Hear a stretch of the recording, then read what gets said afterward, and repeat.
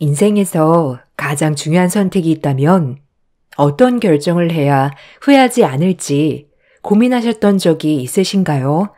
저 역시 수많은 고민들 중 현명한 선택을 해야만 하는 상황에서 내가 올바른 판단을 했을까라고 지금까지 생각하는 평범한 사람입니다.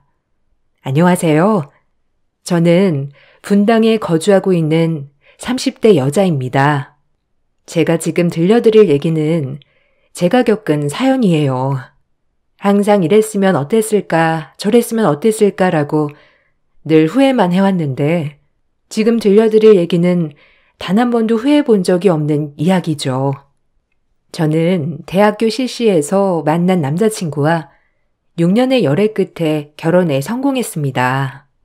처음 연애를 할 때는 너무 순수했던 마음으로 오로지 저만 좋아해준다는 믿음 하나로 연애를 이어갔던 것 같아요.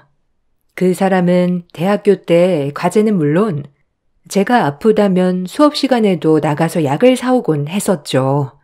모든 친구들이 제가 행복한 연애를 하고 있다고 두루두루 말할 정도였으니까요. 성민이는 널 진짜 너무 좋아하는 것 같아. 어쩜 저렇게 헌신적이야? 네가 아프다고 하면 무조건 약 사러 가는 것 좀 봐. 성민이가 다정하긴 하지. 나도 그런 면 보고 만나는 거니까 뭐. 나도 성민이한테 잘할 거고 무조건적인 건 없으니까. 부러운 기집애. 얼굴도 잘생겨. 너만 바라봐. 너 진짜 여한이 없겠다. 어찌됐건 이러다 학교 1호 커플이 결혼까지 할 것 같아. 그렇게 대학교 시절은 저에게 꽃같은 일상이었습니다. 그렇게 연애도 하고 공부도 하고 두 마리 토끼를 잡아갈 때쯤 저희에겐 조기 취업이라는 제도가 있었어요. 경영학과를 나온 남자친구와 저로서는 들어가고 싶은 회사에 인턴 생활을 한다는 것만으로도 굉장히 설레는 일이었죠. 하지만 성적 때문에 학과에서 유일하게 제가 먼저 조기 취업 대상자가 되었습니다. 그런 와중에 직장인 남자친구는 취준생의 길을 걷게 되었죠. 그러면서 저희에게도 살짝의 균열이 생겼지만 학교 다니는 4년 내내 남자친구에게 너무 많은 사랑을 받았던지라 저도 열심히 취준생 남자친구 뒷바라지를 잘해줘야겠다 생각했어요. 저는 때가 좋았던 건지 조기 취업한 회사에 인턴 자리로 들어간 곳에서 정직원으로 발령이 났어요. 남들은 취업하기 힘들어서 이리저리 스펙 쌓기 바빴지만 시기를 잘 타서 저는 그런 고민은 하지 않아도 되었어요. 물론 회사에서 일을 하면서 필요한 자격증이나 스펙은 회사를 다니면서 준비해도 충분했고요. 학교에서 남자친구를 매일 만났다면 지금은 저희 회사 일과 남자친구의 취업 문제로 만나는 횟수가 줄게 되었어요. 그러면서 남자친구는 저에게 조금 달라지기 시작하였습니다. 그때는 취준생은 힘드니까 당연히 그럴 수 있다 생각하며 다 맞춰줬어요. 학교 다닐 때 잘해줬던 것을 생각하며 지금은 내가 힘이 되어줘야겠다 생각했으니까요. 하지만 남자친구는 대학 시절 연애 때와는 너무 달랐어요. 너무나도 달라진 모습이지만 공부가 힘들어서 그러겠거니 했었죠. 너 요새 얼굴이 많이 안 좋아 보여. 어디 안 좋아? 아니면 공부가 많이 힘들어서 그런가? 오늘 네가 먹고 싶은 거 먹으러 가자. 아, 됐어. 내가 사줄 수도 없는데 어떻게 먹으러 가냐? 돈 번다고 자랑하는 것도 아니고. 아, 미안. 말이 심했지? 너 왜 이렇게 예민해? 공부가 잘 안 풀리는 거야? 아니야, 그럴 수도 있지 뭐. 괜찮아. 힘들면 나한테 얘기하고 풀어. 아, 진짜 미안하다. 요새 내가 왜 이러는지. 주변에 하나둘씩 취업하니까 마음이 조급해져서 나도 모르게 좀 예민한가 봐. 아니야, 괜찮으니까 힘든 거 있으면 말해. 내가 뭐 도와줄 건 없어? 취업 준비가 힘들긴 하지. 내가 우리 회사 공고 나오는 대로 바로 알려줄게. 그리고 회사에서 선호하는 것들도 내가 포트폴리오 만들어서 가져다 줄게. 힘내. 우울해하지 말고. 아, 진짜 고마워. 힘내야지. 나도 모르게 조급해진 거니까 금방 괜찮아질 거야. 네가 힘이 돼줘서 너무 좋다. 그렇게 남자친구의 취업 준비는 본격적으로 시작되었습니다. 제가 도움이 되는 거라곤 회사들의 인재상 필요한 스펙들을 포트폴리오에 정리해서 건네주는 것뿐이었네요. 물질적으로도 남자친구는 취업준비생이었기에 데이트 비용은 제가 쓰기 시작했어요. 이런 것도 문제되진 않았어요. 지금은 제가 벌고 있고 남자친구는 학생이기 때문에 아깝다고 생각이 들진 않았죠. 하지만 남자친구의 취업 준비가 길어질수록 남자친구는 더 예민해져만 갔어요. 한 번은 회사에 회식을 하는데 남자친구의 전화를 못 받은 날이 있었죠. 너 장난하냐 지금? 내 전화 왜 안 받아? 뭐 했어 어디서? 너도 나 무시하는 거지 지금? 너 일한다고 뭐 유세 떠는 거야? 뭐? 너 무슨 말을 그렇게 해? 회식한다고 아까 문자 했잖아. 회식을 하다 보면 전화 못 받고 늦어질 수도 있는 거지. 왜 그래? 지금 네 말은 내가 직장인이 아니니까 널 이해 못한다고 하는 거잖아. 안 그래? 너까지 나 지금 무시하냐고. 아 진짜 열받아. 너 진짜 자격지심으로 똘똘 뭉쳐있구나. 너 지금 한 말 진짜 별로야, 알아? 내가 알던 김성민 맞아? 요즘엔 진짜 낯설다. 앞으로 이런 일이 반복이 된다면 결국은 만나지 못할 거라고 생각했어요. 그래서 저도 세게 나갔죠. 하지만 남자친구는 다시 저에게 사과를 하며 눈물을 흘렸습니다. 그런 모습을 보니 마음이 많이 약해지더라고요. 얼마나 힘들면 그럴까 싶기도 하고요. 미안해. 진짜 안 그러려고 하는데 나도 내가 왜 이러는지 모르겠어. 용서해줘. 다신 안 그럴게. 진짜 열심히 할게. 아니야. 이해 못하는 거 아니야. 그리고 힘들면 잠시 쉬어가는 것도 괜찮지 않아? 너 이렇게까지 스트레스 받는데 좀 더 생각해봐. 전 그렇게 남자친구에게 쉼을 권했죠.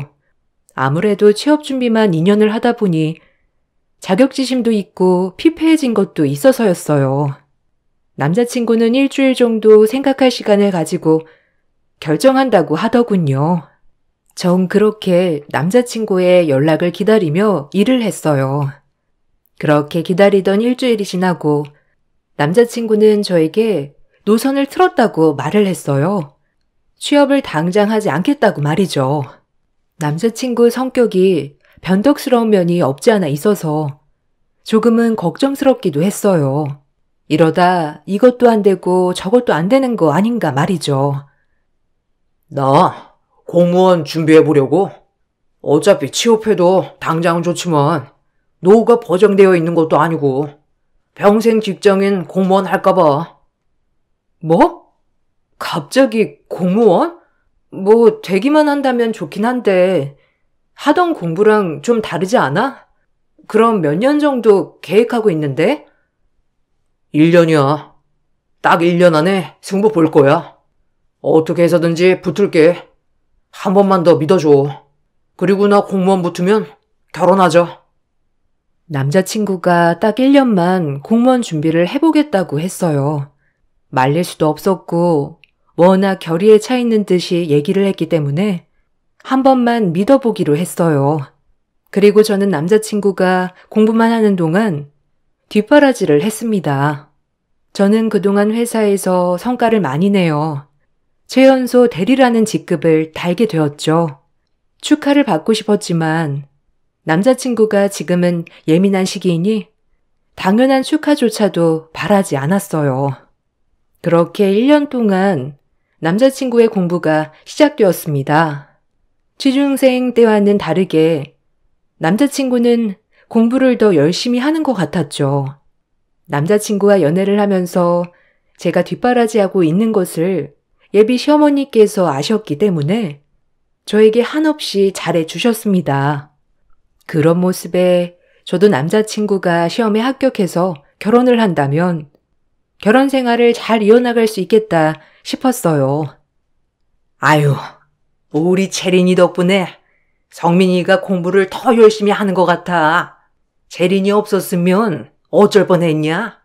빨리 시험에 합격해서 결혼하면 좋은데. 좀만 기다려, 채린아. 아마 우리 성민이는 꼭 해낼 거다. 너도 우리 성민이 믿지? 난 잘할 거라고 믿어. 그럼요. 성민이 잘할 거예요. 요즘엔 공부도 더 열심히 하고 모의고사도 보면 성적이 꽤 잘 나오더라고요. 걱정 마세요. 아유, 우리 채린이가 있어서 그래. 옆에서 얼마나 힘이 되겠니? 성민이가 너라면 껌뻑 죽잖아. 그런 네가 힘이 돼줘서 그래. 아니에요. 좋게 봐주셔서 감사합니다. 어머니, 이거 성민이 고시원에다 가져다 주면 되죠? 반찬 많이 하셨네요. 전 가끔 어머님이 해다 주신 반찬도 남자친구 고시원에 날라주기도 하였죠. 뭐 제 반찬도 해주셨으니 괜찮았습니다. 그렇게 취준생 남자친구에게 본격적으로 고시생 남자친구를 뒷바라지하는 여자친구가 되었죠. 저도 일 욕심이 많았던지라 그 기다리는 시간 동안 회사 일에 더 몰두할 수 있었습니다. 그렇게 남자친구의 약속했던 1년이 지나고 남자친구는 대견스럽게 공무원에 합격하는 기쁨을 잃었어요. 9급 공무원이었지만 미래가 보장되어 있다는 안정감에 저희는 뛸 듯이 기뻐했습니다. 2년의 취업 준비 그리고 1년의 고시 생활 끝에 남자친구는 9급 공무원으로 취직하게 되었죠.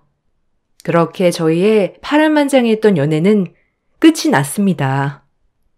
그동안 기다려줘서 너무 고마워, 채린아. 이제 우리 결혼 준비하자. 내가 진짜 잘할게. 평생 행복하게 해줄게. 그렇게 기다려왔던 고백을 듣는 순간 눈물이 왈칵 쏟아졌습니다. 3년의 긴 공백 기간이 이렇게 해피엔딩으로 끝나는가 싶었죠. 결혼을 약속하고 본격적으로 남자친구는 출근을 하였고 저도 늘 반복되는 똑같은 회사 일상이 시작되었어요. 달라진 게 있다면 저도 직장인이고 남자친구도 직장인이라는 거였어요. 하지만 남자친구는 공무원이 되고서 조금 변한 것 같았어요. 오히려 취업을 하고 나니 씀씀이도 커지고 본인이 생각했던 직무가 아니었는지 늘 불만이 많았습니다. 고생 끝에 취업을 했으니 실망감이 큰가 보다고 생각하며 애써 긍정적으로만 보려고 했던 것 같아요. 그렇지 않으면 너무 실망할 것 같았거든요. 아, 피곤해. 네가 공무원 사이를 몰라서 그래. 일반 회사랑은 달라요. 계급 사이가 얼마나 투철한지 아무나 못할 것 같다니까. 아, 그 정도야? 그러게 너 힘들겠다. 회사원도 안 힘든 건 아니지만 네가 그렇게 말하니까 공무원 사이가 답답할 것 같긴 해. 고생한다. 너라면 절대 못할걸? 근데 나랑 완전 적성에 진짜 안 맞아. 난 좀 큰 돈 만지고 싶은데. 아참, 엄마가 주말에 집에 오라는데 어때? 아, 괜찮아. 주말에 그러면 어머님네 찾아뵐까? 오랜만에 뵈니까 너무 좋다. 너 시험 붙고 한참 지나서까지 엄청 오랜만인 것 같아. 근데 쏙 안 맞아. 그냥 평생 직장이니까 하긴 하는 건데 민원이 얼마나 많은지 귀에 딱지 않는 게 한두 번이 아니라니까. 아휴, 힘들겠네. 그래도 네가 부러워. 연금도 나오고 말 그대로 철밥통 아니겠어? 1년 만에 붙다니 진짜 대단해, 내 남자친구. 너 나 몰라? 한다면 하는 애잖아. 취업이 워낙 요새 어려우니까 그렇지. 뭐 이런 거야 껌이지. 다른 거 다 잘하잖아, 나. 약간 허세 아닌 허세가 가득한 남자친구였지만 취직해서 얼마나 좋을까 하는 마음에 귀엽기도 하였죠. 그래, 마음껏 누려라 했네요. 그리고 그 주말 예비 시어머님이 밥 한번 먹자 해서 예비 시댁을 방문한 날이었어요. 그날 많은 걸 보고 느낀 날이었죠. 아이고, 채린이 왔니? 넌 어쩜 연락 한 번을 먼저 안 하니? 꼭 내가 먼저 해야 되지? 일단 앉거라. 배고플 텐데. 무언가 말에 뼈가 있는 듯한 느낌이었어요. 단 한 번도 저렇게 말씀을 하신 적이 없었지만 갑자기 멀게만 느껴졌습니다. 아, 제가 먼저 연락드렸어야 했는데 죄송해요. 요새 일도 많고 성민이도 바쁘고 저희도 자주 못 만났거든요. 앞으로 연락 자주 드릴게요. 그래.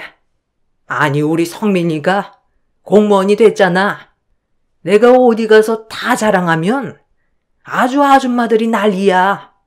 우리 성민이 대단하다고. 요새는 그 공무원 되기가 얼마나 어려워, 안 그러냐? 취업이야 개나 소나 아무데나 다 하는 거. 공무원이 얼마나 대단해? 아, 그렇죠. 성민이 대단하죠.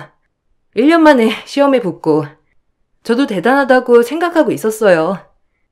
어머님, 요새 너무 좋으시겠어요.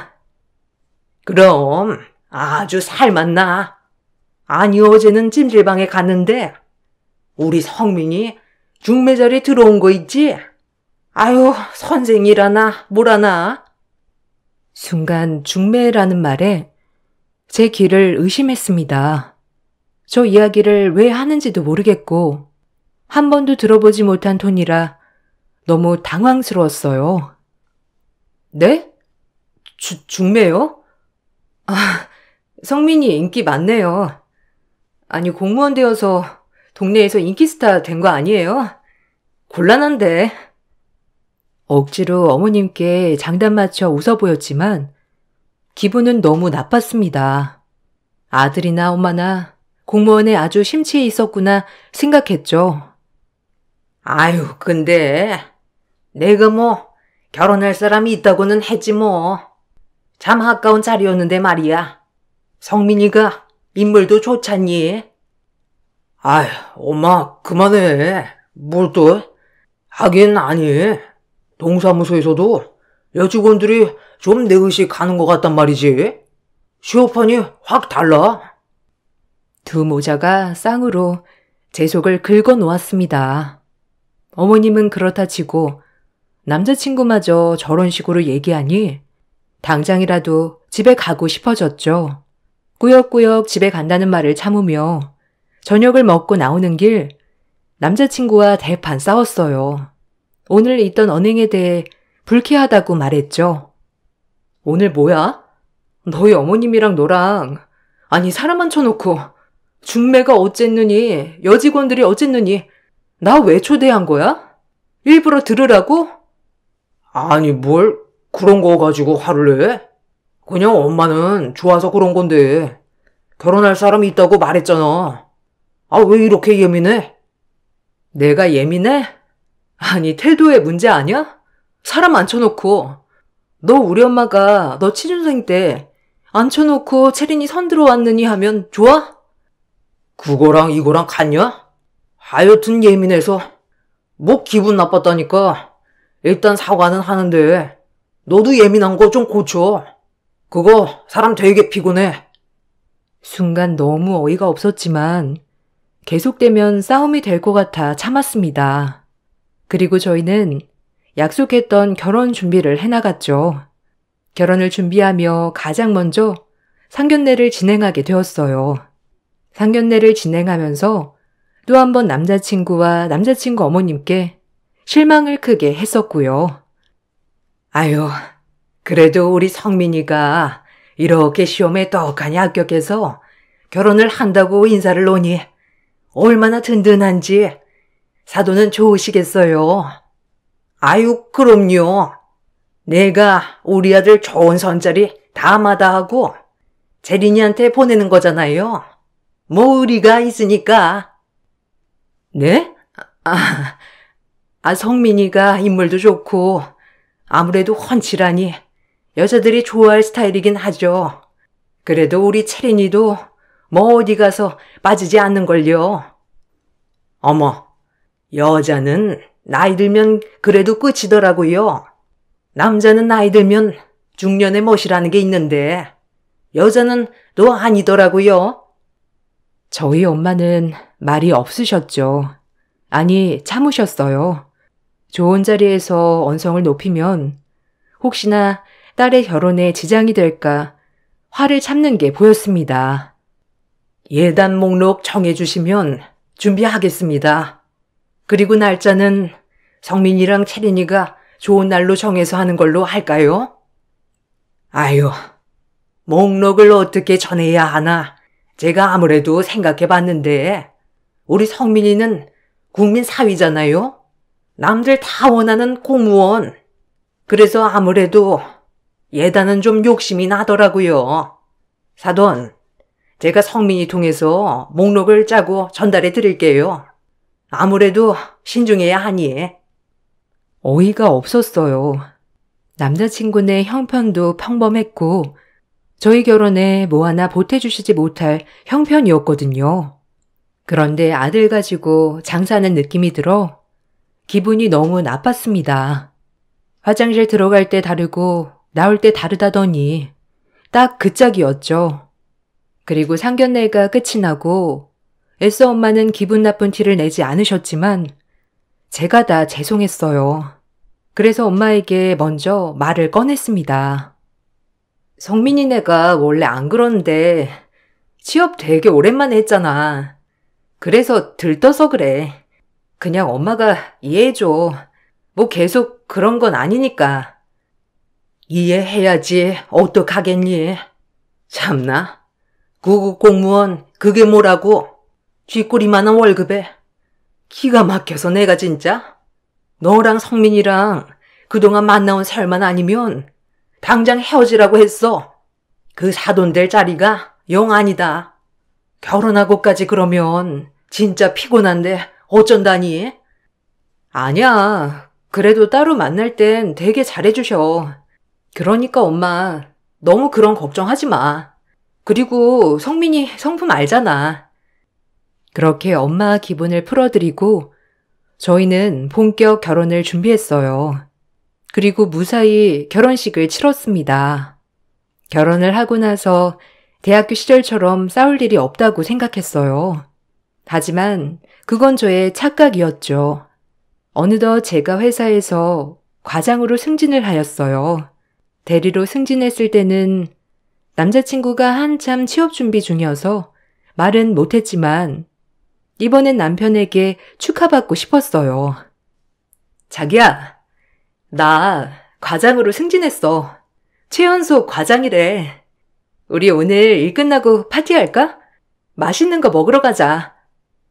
오, 축하해. 그래, 일 끝나고 맛있는 거 먹으러 가자. 너 좋아하는 파스타집 내가 예약해 놓을게. 끝나고 거기로 와. 그렇게 일이 끝나고 오랜만에 데이트를 할 생각에 설레어 레스토랑을 갔습니다. 역시나 먼저 와 있는 남편이었고요. 오래 기다렸어? 일이 생각보다 많아서 배고프지? 얼른 밥 먹자. 그래도 이제 과장 됐으니까 더 열심히 해야지. 근데 요새 평생 직장이라는 게 있나? 어느 정도 진급하고 퇴사하는 거지. 너무 회사에 몸 바치지 마. 어차피 퇴사할 건데. 아니, 무슨 말을 그렇게 해. 나는 여기 평생 직장처럼 생각하고 있어. 지금 그래도 잘 다니고 있으니까 더 열심히 해야지. 그래도 공무원 아니면 다 거기서 거기야. 아무리 몸 바쳐 일해도 나중에 명예퇴직 이런 거 권유할 수도 있다. 그러니까 설설해. 남편은 공무원이 아닌 이상 비전이 없다고 말을 했어요. 본인 취준생일 때 회사 들어가고 싶어서 그랬으면서 지금은 공무원이 됐다고 회사를 무시하는 격이었죠. 그것뿐만 아니라 결혼하고 보니 저와의 가치관이 너무 달라 매번 다툼이 되기도 했어요. 매일같이 새로 산 옷에 구두에 핸드폰도 왜 이렇게 자주 바꾸는지 제가 벌이가 훨씬 많았기 때문에 집안 문제에 관련된 돈은 제 돈으로 해결했습니다. 생활비며 식비 말이죠. 처음엔 네 돈이 내 돈이고 내 돈이 네 돈이지 라는 개념으로 문제가 되지 않았지만 남편은 버는 족족 본인 꾸미는 데 돈을 쓰고 필요하지 않은 곳에 무리한 지출을 하면서부터 다툼이 되었죠. 너무 속상했어요. 아니 자기 저축 안 해? 너 왜 어떻게 되려고 그래? 집 대출금에 아이도 낳아야 하는데 어떻게 그렇게 사고 싶은 거 다 사고 살아? 돈 아무리 모아봐. 한 달에 100만 원씩 저축해도 1년이면 1200이야. 10년이 돼야 1억이 넘어. 그걸로 집을 살 수 있냐? 지금처럼 너도 아등마등 하지 말고 살아. 그냥 우리끼리 벌어서 쓰고 싶은 거 쓰고 여유롭게 살자 이 말이야. 뭘 그렇게 아둥대? 뭐? 당신 이 집 대출금은? 그리고 돈 그렇게 펑펑 쓰다가 나중에 큰일 생길 때 어떻게 할래? 자기 이제 혼자 아니잖아. 남편의 대답에 어처구니가 없었어요. 내 남편이 욜로족이었다니 내가 알던 사람이 맞나 싶었어요. 나중에 연금이 얼마가 나올지 모르지만 아이도 낳아야 하고 이렇게 돈이 많이 필요한 세상을 그때그때 사고 싶은 거 다 하고 살다니요. 한심했습니다. 그리고 남편은 하다 코인에도 손을 대기 시작했어요. 처음에 한두 푼으로 큰 돈을 벌기 시작하더니 그 잘난 공무원도 그만두었죠. 당장 이혼하고 싶었지만 남편은 전업으로 투자를 할 거다라며 저를 설득했어요. 그렇게 남편의 무직 생활이 시작되었습니다. 항상 월급쟁이는 비전도 없고 돈을 모아도 집도 못 산다더니 남자친구는 얼마 안 되는 퇴직금마저 코인에 투자하기 시작했죠. 처음엔 수익이 나왔어요. 남편은 기세 등등했습니다. 그런 모습을 보고 시어머니는 저에게 얼마나 능력 있는 남편을 만났냐며 또다시 아들을 치켜 세우기 바빴어요. 전 속으로 말이 좋아야 전업 투자지. 백수나 따로 없는 남편이 한심했네요. 공무원은 나랑 안 맞아. 박봉해, 민원해. 평생 이거 할 생각하니까 숨이 막히는데 어떻게 직장을 다녀? 난 큰돈을 만져야 해. 다들 그러고 살아. 어떻게 내 적성에 딱 맞춰서 일을 해? 다들 돈 벌려고 사는 거지. 나도 집에서 마냥 놀고 싶어. 그게 내 꿈이야. 너랑은 다르지. 너는 회사원이 잘 맞잖아. 나는 사업이나 투자 쪽이 잘 맞는다니까. 나만 믿어봐, 진짜. 돈방석에 앉게 해줄게. 말이 되는 소리를 해라. 코인으로 부자 되는 사람은 소수야, 성민아. 정신 차려. 그럼 이 세상에 부자들만 있어야지, 안 그래? 그렇게 5, 6년이란 시간이 흘렀어요. 남편은 매일을 집에서 코인만 붙들고 있었어요. 그마저도 풀리지 않는 것 같았죠. 언제까지 취직 안 할 거야? 내가 언제까지 이렇게 일만 해야 하니? 너 이대로 집에 눌러 앉을 거야? 지친다 진짜. 아이씨, 좀만 기다리라니까. 코인은 한 번 터지면 대박이야. 너도 봤잖아. 우리 대박 한 번 났었잖아. 너 날 수 있다고. 그 대박 이미 네가 쪽박으로 까먹은 거 생각 안 나? 진짜 이번 연도 안에 승부 봐. 다시 취직을 하던 뭐라도 나가서 하란 말이야. 저는 남편과 반대로 회사에서 인정도 받고 차장으로 승진도 했습니다. 밑빠진 독에 물 붓기 같았어요. 저는 밖에서 뼈 빠지게 돈 벌고 남편은 까먹고 이런 생활이 반복되고 지쳐갈 때쯤 저희 회사에서 유럽 투어 일정 출장이 잡혔어요. 동반 2인까지 가능하길래 저희 친정엄마, 남편, 시어머니 모시고 사이 회복 겸 갔다 오기로 마음을 먹었어요. 그리고 남편의 취직 설득을 위해 여행 가서 기분 좋을 때 설득해보자 싶기도 했고요. 좋은 곳에 가면 좋은 생각만 할 수 있을 테니까요. 그게 저의 어리석은 착각이었죠. 여보, 회사에서 유럽 출장 잡혔는데 하루만 일하면 되고 나머진 자유 일정인데 우리 양가 어머님들 모시고 여행 갔다 올까? 오, 공짜야? 그럼 가야지. 가뜩이나 집에서 스트레스 쌓였는데. 근데 넷이 갈 수 있어? 보통 동반 1인이나 2인 아니었어? 그래서 한 명은 추가해야 하는데 뭐 그래도 이왕이면 같이 가는 게 좋으니까 추가해서 가면 되지. 넷이 다녀오자. 아, 굳이 추가해서 가야 해? 너랑 나랑 엄마랑 셋이 가면 안 돼? 장모님은 다음에 또 모시고 가면 되잖아. 뭐? 아니 그럼 우리 엄마는 모시고 가지 말자는 거야? 그럼 어머님을 빼고 가. 내가 이렇게 얘기하면 좋아? 넌 꼭 좋은 마음을 먹으려고 해도 좋은 마음이 안 먹어져. 요즘 어머님이랑도 그렇고 너랑도 그렇고 해서 기분 전환 겸 갔다 오려고 한 건데 참나. 아, 미안해. 알겠어. 내가 경솔했어. 미안. 그럼 넷이 다녀오자. 근데 뭐 입고 가지? 일정 언제라고? 엄마한테 전화해야지. 그렇게 저희는 넷이 유럽에 가게 되었어요. 처음 유럽에 가는 어머니와 엄마는 굉장히 기뻐하셨어요. 그리고 그것이 사건의 발단입니다. 남편이 뭐라고 말했는지는 모르겠지만 여행 가는 내내 어머님은 계속 저와 저희 엄마에게 안 해도 될 말을 하였어요. 꼭 남편이 코인으로 돈을 벌어서 우리를 여행시켜 주는 것처럼 구셨죠. 아니 설사 그렇다 하더라도 언행 자체가 문제가 되셨어요.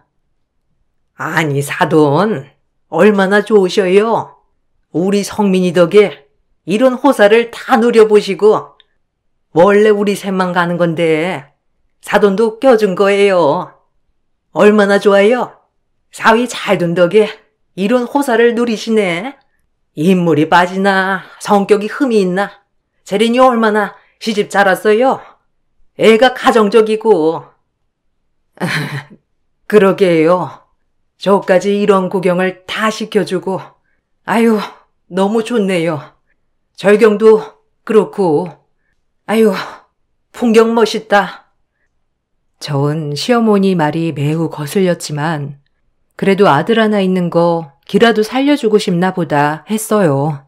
하지만 시간이 갈수록 심해졌죠. 저희 엄마는 제가 시켜주는 여행인 걸 아셨지만 매번 집에만 있는 사위 혹여나 기죽을까 어머님의 장단에 맞춰주었어요. 그런 엄마의 마음은 모른 채 어머니와 남편은 자꾸 엄마를 무시하였습니다. 꼭 여행의 불청객 마냥 엄마를 대했죠. 음식점에 들어가 음식을 시키는데 두 모자가 저희 엄마에게 눈치를 주더라고요. 너무 어이가 없었어요. 참을 수가 없었죠. 난 이거 양고기로 할까?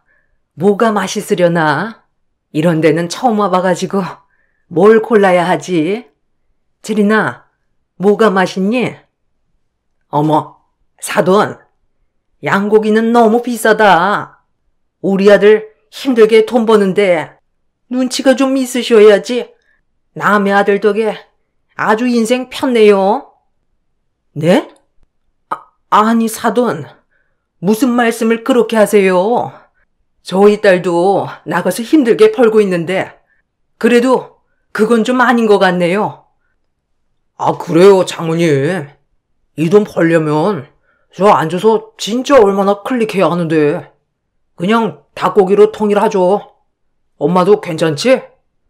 뭐? 네가 얼마를 버는데? 기가 막혀서 먹는 걸로 우리 엄마 눈치 주는 거야 지금? 이거 다 어차피 내 돈 아니야?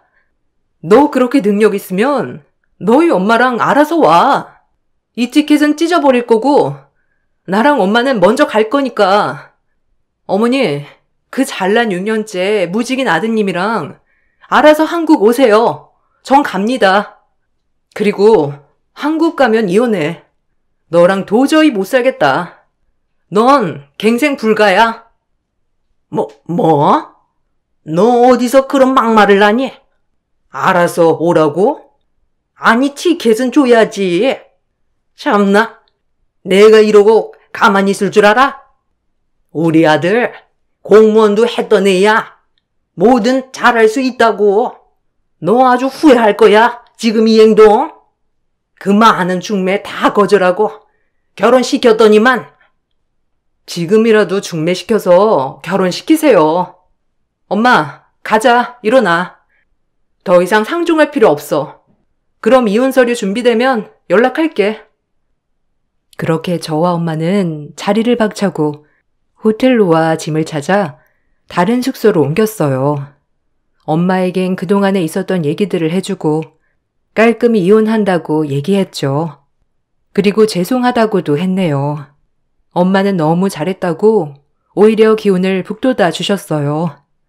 그런 마음 때문에 제 마음이 가벼웠습니다. 그렇게 엄마와 남은 여행을 하고 한국에 들어왔고요. 남편은 무슨 돈으로 한국에 들어왔는지 모르겠지만 오자마자 저에게 전화하여 사정을 하기 시작했어요. 하지만 때는 늦었어요. 이미 마음이 떠났거든요. 만나서 얘기하자. 다짜고짜 이혼이라니. 그리고 그냥 엄마가 아들 기 한번 살려주신 건데 그게 그렇게 잘못된 거야? 너 기 살려주려고 나 무시해도 되고? 우리 엄마 깔봐도 되고? 말도 안 되는 소리 마.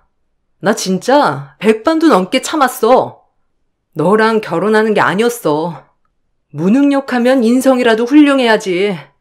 넌 이것도 아니고 저것도 아니고. 어차피 그 집에 너 집은 하나도 없으니까 몸만 나가.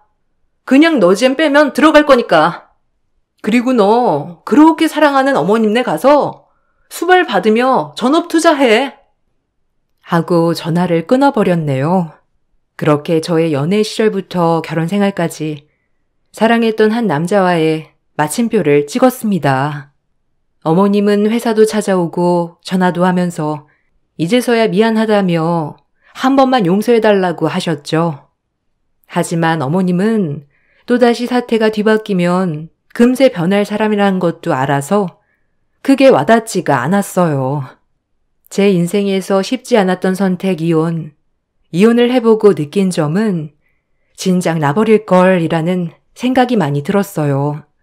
이렇게 홀가분한 것을 이혼을 하고 저는 회사에 더욱더 매진하게 되었어요. 회사에서 인정받고 열심히 커리어를 쌓아가며 살고 있네요. 아직도 전 남편한테는 간간히 연락이 옵니다. 하지만 번호도 바꿨어요.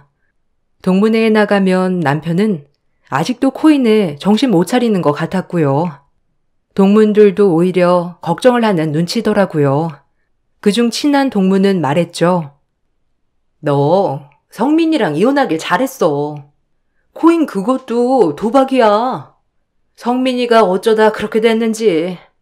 그래도 너 좋아 보여서 다행이다. 아, 그치? 그래도 뭐 이제 그냥 걔 인생 열심히 살도록 응원할 뿐이야. 더 이상 욕할 것도 없고 그냥 신경도 안 쓰여 이젠. 남편은 내가 알던 사람이 맞나 싶을 정도로 너무 변하기도 했고 이미 나와 가치관 자체가 맞지 않다는 걸 알았기 때문에 지금의 선택에 후회가 없습니다. 저는 언제나 제가 선택한 일에 후회만 해왔는데 제 인생에서 이혼은 인생의 터닝포인트이자 단 한 번도 후회하지 않는 선택입니다. 여러분들도 결단을 내리셔야 될 일이 생기면 주저하지 말고 내리셨으면 좋겠어요. 그것이 터닝포인트가 될 테니까요. 긴 글 읽어주셔서 감사합니다. 안녕하세요. 저는 인천 살고 조그만 제과점을 운영하는 40대 여자입니다. 행복이 뭘까라고 생각하면서도 지금 이렇게 글을 쓰고 있다는 사실이 행복일 수 있다고 생각하며 글을 쓰고 있네요. 저는 평범한 가정에서 자라왔습니다.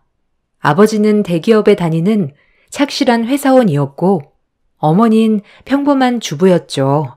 그렇게 정말 남들과 다를 거 없이 평범하게 자랐어요.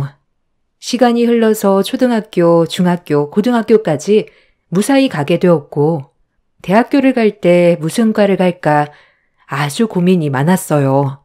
인생에서 처음 느껴본 고민이었으니까요.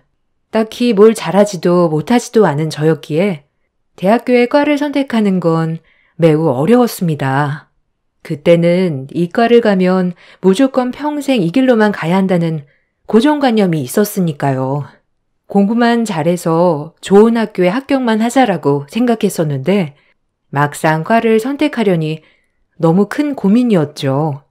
결국 저는 부모님의 권유로 간호학과를 가게 되었습니다. 예나 지금이나 간호학과는 취업률이 좋으니까요. 전혀 나와 맞지 않을 것 같은 직업이 의외로 너무 재밌더군요. 그렇게 적성에 맞는 학교를 다니게 되었죠.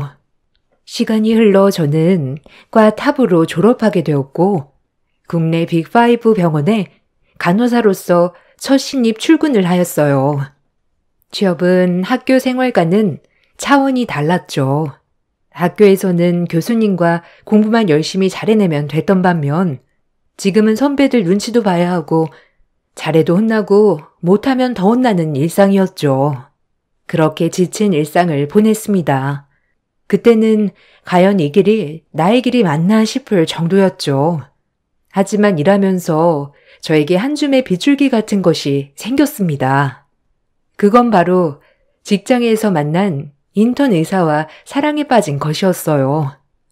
전 간호사가 처음, 남자친구는 의사가 처음, 우당탕탕 신입생활을 서로에게 힘이 되어주며 버텨냈습니다. 그 덕분에 그나마 병원에 오는 것이 좋은 날도 많았으니까요. 아마 남자친구가 아니었으면 정말 퇴사를 했을 수도 있었고요. 그렇게 저희는 일을 하면서 사랑을 키워 나갔네요.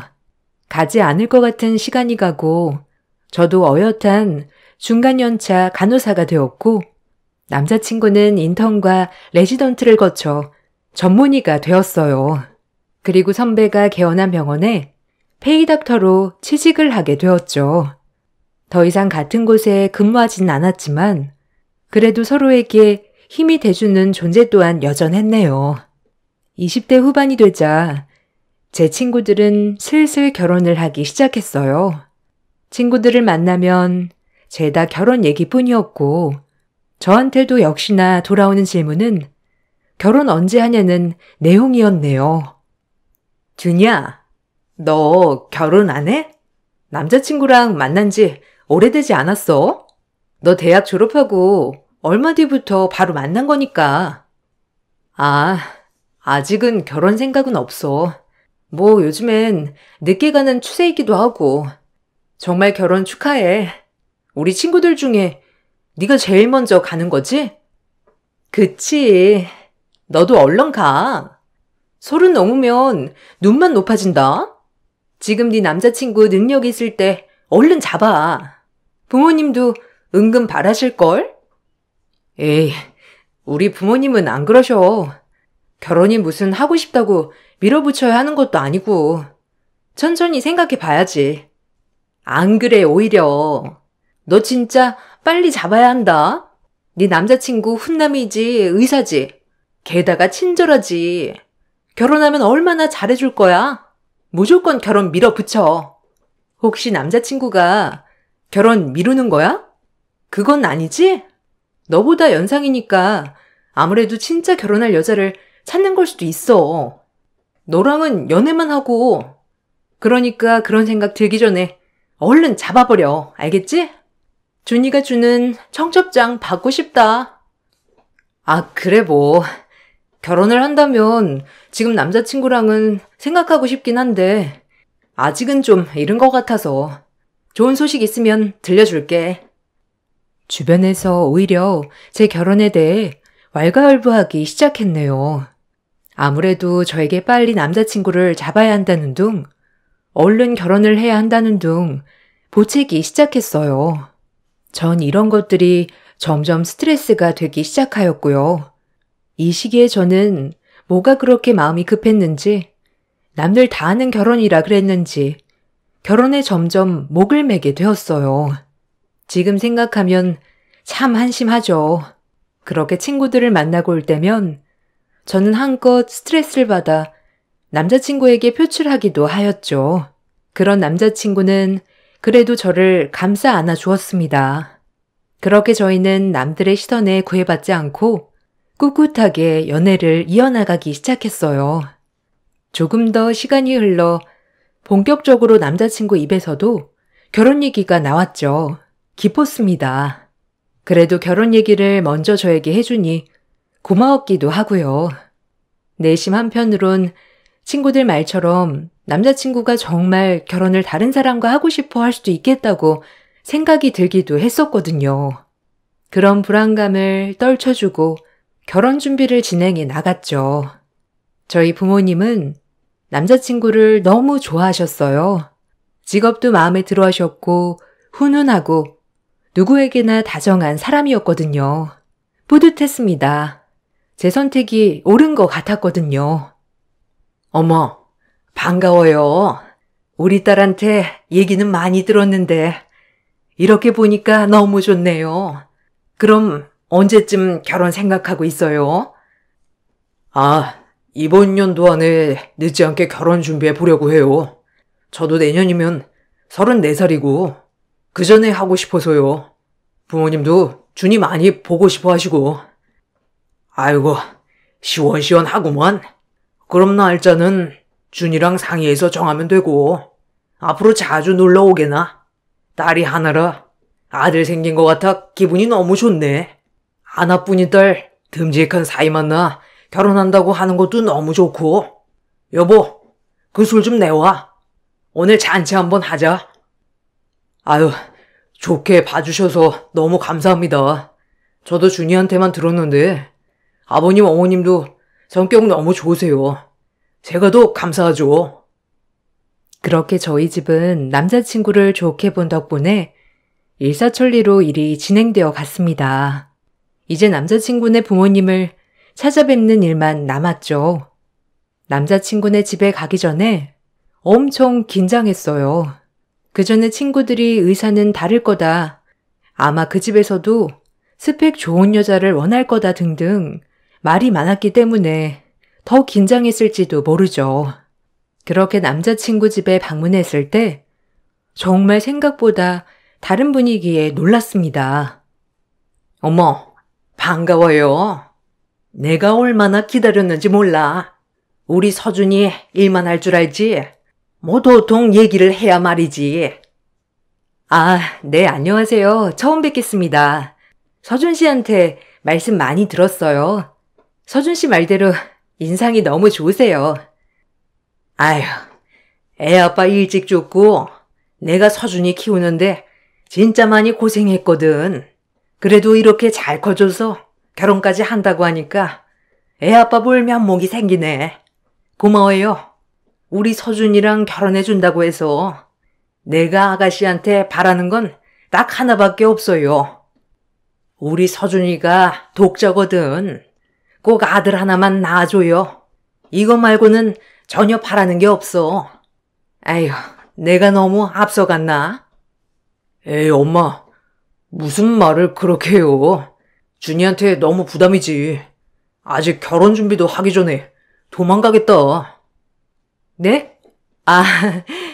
저도 아기를 참 좋아해서요. 뭐 여건만 된다면 많이 낳고 싶어요. 걱정 놓으세요, 어머님. 생각보다 어머님은 온화하셨고 일찍 아버지가 돌아가신 남자친구를 이렇게 혼자 키워내신 걸 보니 더욱더 존경스러웠네요. 결혼도 하기 전에 아이 얘기를 한 것이 조금 부담스러웠지만 저도 아이들을 많이 좋아하는 편이었기에 문제되진 않았고요. 그렇게 저희는 결혼 준비를 해 나갔습니다. 결혼 준비를 하면서 너무나 행복했어요. 친구들은 겉으론 편하지 않았지만 저를 제일 부러워하는 것 같았고요. 의사 사모가 된다고 하니 더욱더 그런 느낌이었죠. 아마도 설마 제가 정말 남자친구와 결혼을 할까 하는 생각들을 많이 가졌었거든요. 그런 부분에 있어서 조금은 어깨가 으쓱하기도 했어요. 남자친구 어머님은 저에게 보석들과 결혼 선물을 많이 해주셨습니다. 한편으로 너무 부담스럽기도 하였지만 하나밖에 없는 아들이 결혼한다고 하니 뭐든 다 해주고 싶다고 하셨죠. 이렇게 좋은 남편과 어머님을 만날 수 있다는 것이 너무 좋았어요. 그리고 정말 행복한 날만 있을 줄 알았네요. 뭐든 다 해주고 싶어. 우리 준이한테. 이젠 이 집을 이끌어갈 내 며느리 아니냐. 떡두꺼비 같은 아들도 낳아줄 테고. 아, 어머님 감사합니다. 전 뭘 해드려야 할지. 혹시 어머님 갖고 싶은 가방 있으세요? 저랑 주말에 백화점 가실래요? 아니 됐어. 나 가방 많다. 나중에 우리 집 오면 내가 안 쓰는 가방들도 몇 개 챙겨주마. 요즘 애들이 아주 좋아하는 브랜드야. 아버님이 일찍 돌아가셨지만 워낙 재산이 많은 집안이었기 때문에 어머님은 남자친구를 키우면서도 부족함이 없었다고 말했죠. 그리고 저에게도 또 한 번 당부를 하신 것은 꼭 아들을 낳아달라고 한 것이었어요. 이 마음의 부담 말고는 다 좋았죠. 그렇게 저의 결혼은 꽃길이 펼쳐질 것만 같았네요.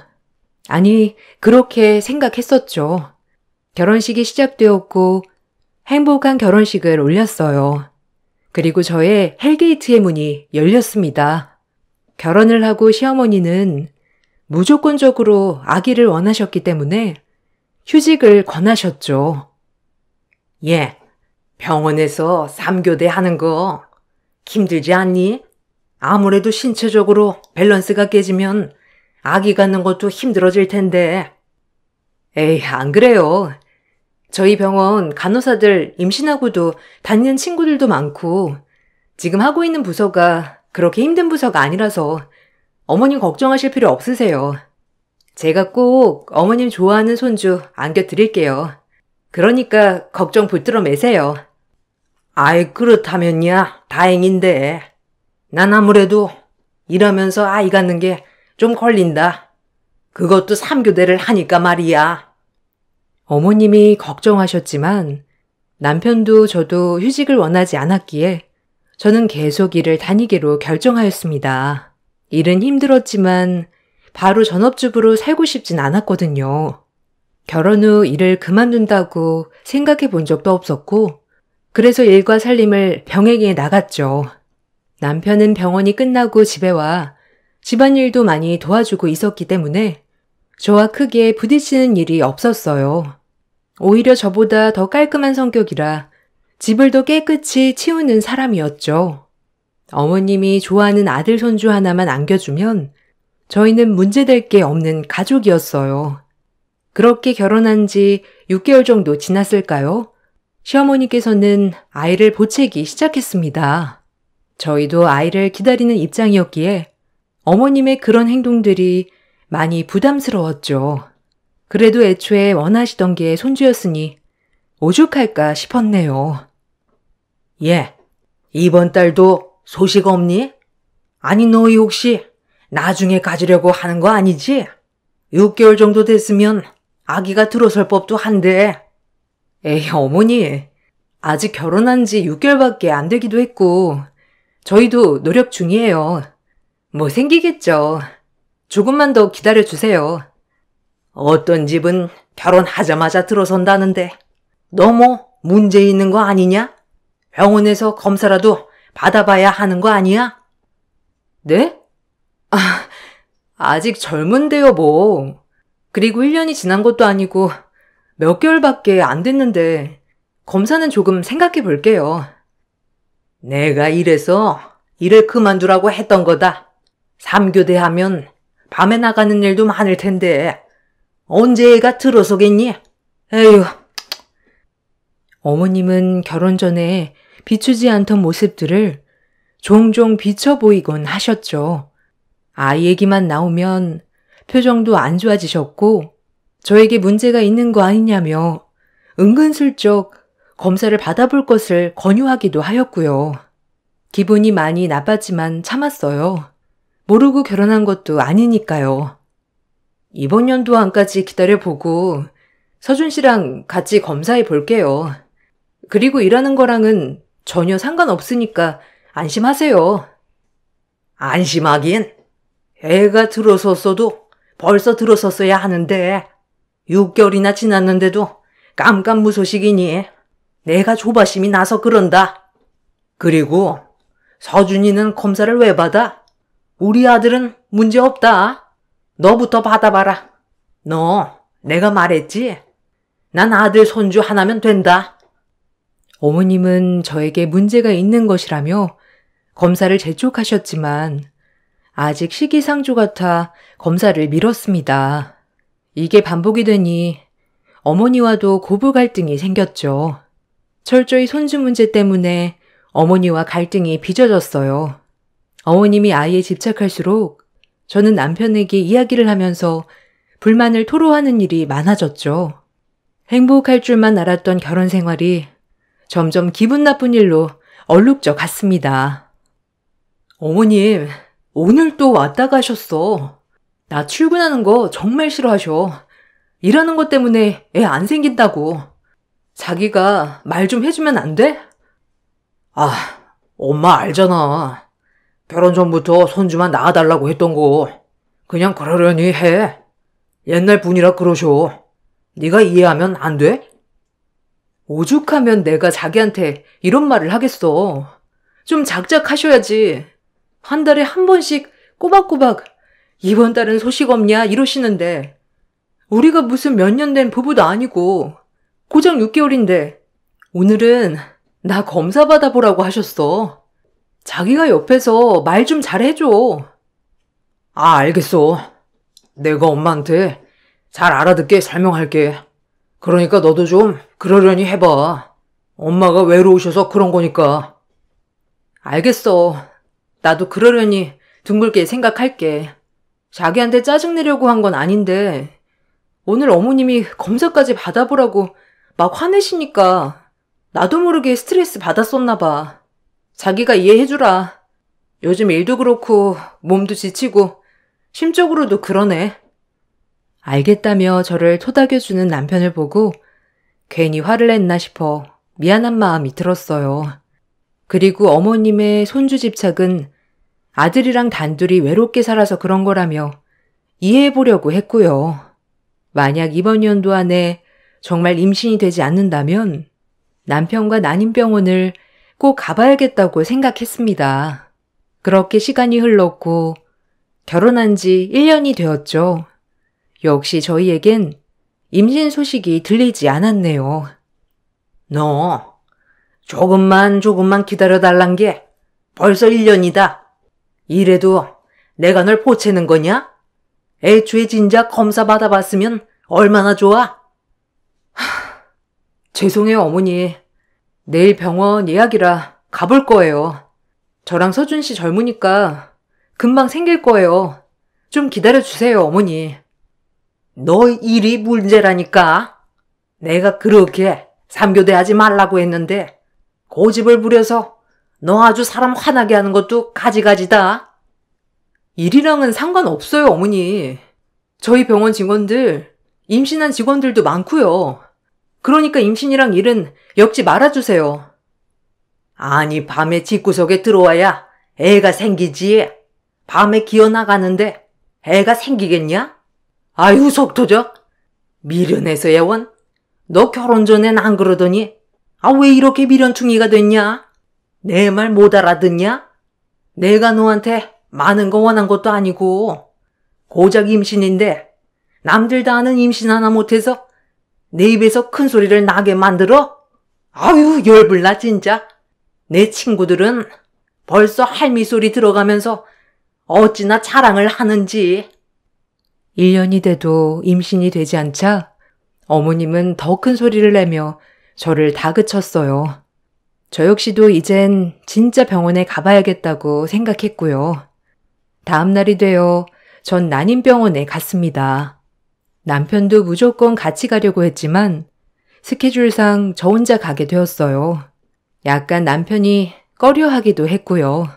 저부터 먼저 검사를 받아보자는 생각으로 이것저것 검사를 받았죠. 나팔관 조영술부터 시작해서 난소 나이 검사까지 모든 검사를 마친 후 결과는 놀랍게도 정상이었습니다. 기능들도 다 좋다고 했고요. 그래서 의아했네요. 임신이 왜 안 되는 건지. 아무래도 남편분도 오셔서 정액검사를 해보셔야 더 정확하실 것 같은데요. 두 분 다 문제가 없는 경우에는 원인불명 난임이 되기도 하고요. 남편분의 정자에 문제가 있는 걸 수도 있고요. 요새는 남자 문제로 난임인 경우도 굉장히 많아서요. 아, 그럼 저는 문제 없는 걸까요? 자궁이라든지 난소 나이라든지 그래도 저도 30대라 걱정이 됐거든요. 비타민 D 수치가 좀 떨어져 있는 거 말고는 문제 없으세요. 난소 기능도 괜찮으시고요. 이런 경우엔 남편분 검사에 따라서 자연 임신을 더 시도해 볼지 아니면 인공수정이나 시험관을 할지 결정이 될 것 같네요. 빠른 시일 내에 남편 정액검사 예약하세요. 순간 망치로 머리를 맞은 듯 했습니다. 제가 아닌 남편 쪽에 문제가 있을 수도 있다니요. 이 얘기를 어떻게 남편에게 꺼내야 할까 싶어 머릿속으론 고민을 거듭했죠. 그래도 아이를 낳아야 하니 말을 할 수밖에 없었어요. 그래서 결국 남편에게 얘기를 꺼냈죠. 나 오늘 병원 다녀왔는데 지난번에 검사한 거 있잖아. 아무 문제 없다고 하는데 아무래도 난임병원이니까 남편도 검사 받길 권유하더라고. 자기 혹시 시간 맞춰서 병원 예약할 수 있어? 어머님도 아기 너무 기다리시니까 나도 마음이 좀 급해지네. 뭐? 내가 검사 받으라고? 나는 문제 없다니까. 그럼 생기겠지. 너도 문제 없다며. 조금만 더 기다려보자 그럼. 남편은 앉아서 이렇게 태평한 소리만 하고 있었죠. 정작 시어머니에게 닥달당하는 건 저였거든요. 저는 가만히 있을 수 없어 남편을 몇 날 며칠 설득하여 결국 검사를 받게 했습니다. 이것조차도 마음에 안 들었지만 한 번만 검사한다는 조건으로 검사를 했죠. 결과는 남편의 기형정자가 문제가 되었어요. 다른 것은 괜찮으나 정자 중에 기형정자가 많다는 거였어요. 그래서 임신율이 떨어졌던 거였고요. 병원에선 시험관 아니면 인공수정을 권했습니다. 자연 임신도 가능하긴 하나 확률이 희박하다는 것이었죠. 결국 전 인공수정을 먼저 해보기로 하였어요. 시어머니한테는 둘 다 문제가 없지만 조금 더 확률을 높이기 위해 진행을 한다고 했고요. 시어머니는 이것조차도 탐탁지 않아 하셨지만 설마 아들이 문제가 있다는 것을 알면 많이 상심할까 싶어 말하지 않았어요.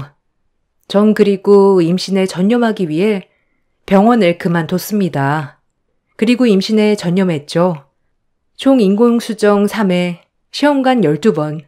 남들에겐 쉬운 임신이 저에겐 어려웠어요. 그렇게 저는 8년 동안 시도했죠. 시험관으로 인해 체중 증가와 점점 몸은 망가져 갔어요. 그러는 동안 남편은 점점 밖으로 나돌았네요. 시험관을 하면서 오히려 사이가 악화되었죠. 임신을 포기하지 못하는 저와 그런 저를 이해하지 못하는 남편과 갈등이 쌓이다 보니 남편은 점점 저에게서 멀어져 갔어요. 어리석게도 임신만 하면 다 회복 가능할 거라고 생각했지만요. 시어머니는 볼 때마다 저를 못마땅해 하셨고 폭언은 점점 더 심해져 갔죠. 그리고 더욱더 저는 임신에 집착하게 되었습니다. 한 번만 더 하면 임신되겠지. 그 생각의 반복으로 결국 13번째 시험관을 시도하게 되었어요. 너랑 결혼을 허락하는 게 아니었는데 지금이라도 서준이 나가서 애 하나 만들어 오라고 해야겠다. 너도 할 말 없지? 어머니, 저도 노력하고 있어요. 병원에서 문제가 없다지만 그래도 요새는 원인 불명도 많아서 열심히 하고 있다고요. 이렇게 애 못 낳을 줄 누가 알았냐고? 어휴, 결혼 전에 진작 산부인과 진단서랑 다 떼봤어야 했는데, 어휴, 내가 바보지. 확연히 남편에게 문제가 있음에도 시어머니는 당연히 제 문제인 줄로만 아셨고 저를 볼 때마다 저렇게 모욕을 줬네요. 전 결혼을 하고 한 번도 마음 편할 날이 없었어요. 그리고 정말 선물처럼 13번째 만에 임신이 되었습니다. 너무 기뻤어요. 고생 끝이다 라고 생각하며 행복한 생각만 했었죠. 제가 임신을 하니 어머님도 많이 기뻐하셨고요. 밖으로만 나돌던 남편도 제가 임신했다는 소리에 기분이 좋은지 그날은 꽃도 사다 주더라고요. 시험관을 시작하고 처음으로 다시 옛날의 남편으로 돌아온 것 같아 기뻤어요. 하지만 이 기쁨도 오래가진 못했습니다. 임신 중 행복하기만 해도 모자란데 남편에게 여자가 생겼다고 알아버렸죠. 남편이 밖으로 나도는 건 알았지만 그래도 여자를 만나거나 하는 줄은 상상도 못했네요. 결벽증이 있는 남편이었기에 여자 문제가 있을 줄은 상상도 못했습니다. 그때부터 남편의 휴대폰을 염탐하기 시작했어요. 남편의 바람녀는 같은 병원 간호사더라고요. 어이가 없었습니다. 하지만 힘들게 얻은 내 예쁜 아기, 아빠 없는 자식을 만들고 싶지 않았기에 꾹꾹 참았어요. 얼마나 눈물을 흘렸는지 그때만 생각하면 답답하네요. 그리고 그렇게 모른 척하던 나날 중 드디어 뱃속의 아이의 성별을 알게 되는 날이 되었죠. 시어머니는 성별을 알기 전부터 아들 같다며 아들일 거라고 확신하셨어요. 아닐 수도 있다는 생각에 어머님을 진정시켰지만 소용없었죠. 또다시 그 부분이 부담으로 다가왔어요. 그리고 기다리던 성별 아는 날, 저희 아기는 바로 딸이었습니다. 저한테는 눈에 넣어도 아프지 않은 딸이었지만 시어머니는 결과를 듣자마자 대답이 없으셨어요. 가뜩이나 힘들게 얻은 귀한 손주, 본인이 원하지 않은 딸이라 더욱더 배척하셨죠. 너무 속상했습니다. 어느 하나 기댈 곳이 없었어요. 남편이나 시어머니나. 아, 참나. 8년 만에 겨우 가진 애가 딸애라고? 내가 뭐 많은 거 바란 것도 아니고 너한테 다른 집처럼 의사 남편 얻었으니 병원 차려줄 돈을 해달라는 것도 아니고 내가 고작 원했던 건 그 손자 하나였는데 그거 하나도 못한다니 나 혼참 기가 막혀. 어머니, 뱃속에 아기가 들어요. 그렇게 막말하지 말아주세요. 그리고 저 혼자 만든 아이도 아니고 서준 씨 아이인데 그렇게 말씀하시면 좋으세요? 어머니, 저한테 그렇게 떳떳할 이유 없으세요. 지금 서준 씨가 밖에서 뭐하고 돌아다니는지나 아세요? 뭐? 너 지금 나한테 큰 소리 내는 거냐? 서준이가 밖에서 뭐라고 다니든 그게 너랑 무슨 상관이냐? 가장이 바깥 일하는데. 어머니, 어떻게 그렇게 말씀하실 수 있으세요? 저 서준 씨 아내예요. 제가 이렇게 말도 못한답니까? 아내가 아내 같아야지. 옆에서 아들도 못 낳아주는데 서준이가 그럼 밖으로 돌지 안 그러냐? 이럴 게 아니라 진지하게 밖에서 대를 이을 아들 하나 나오라고 해야지. 이건 너도 할 말 없을 거다. 너한테 둘째 기대하기는 다 틀렸고 안 그러냐? 전 이 말을 듣고 뱃속의 아이와 저를 지키기 위해 이혼을 준비했습니다. 철저하게요. 진명이는 일단 제 앞으로 돌려놓았고 남편의 외도 증거도 하나하나 모으기 시작했죠.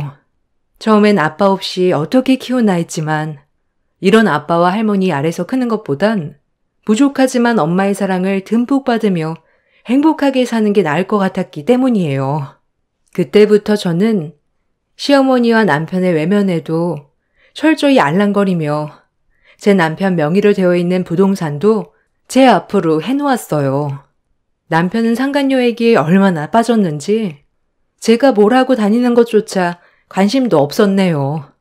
그렇게 저는 외로이 뱃속에 아이를 품으며 홀로 싸움을 준비해 나갔습니다. 그리고 엄마의 불행한 태교에도 제 딸아이는 건강히 잘 자라주어 무사히 출산할 수 있게 되었어요.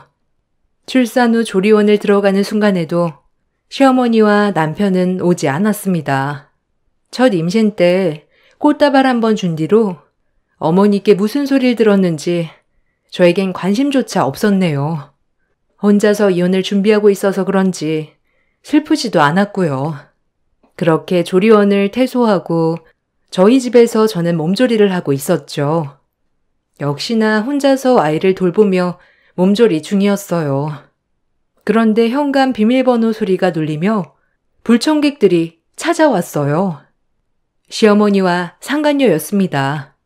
황당해서 어이없어 하고 있는데 더 놀랄 것은 그 상간녀는 저의 간호사 시절 후배였어요. 저희 결혼식도 방문한 친구였고요. 남편이 근무하는 병원으로 이직한 뒤 어떻게 구워 삶았는지 둘이 눈이 맞은 거였고요. 시어머니는 냉동실에서 얼음을 꺼내 얼음물을 벌컥벌컥 들이키시더니 먹고 있던 얼음물을 저에게 끼얹으며 독한 말로 저에게 모질게 내뱉었네요. 황당 그 자체였습니다. 아들도 못 낳는 년? 안방 주인 왔으니 당장 내주거라. 빈몸으로 결혼했으니 가지고 갈 건 없겠지? 우리 서준이도 새 출발해야지. 시어머니의 말이 끝나기가 무섭게 웃음이 터져 나왔습니다.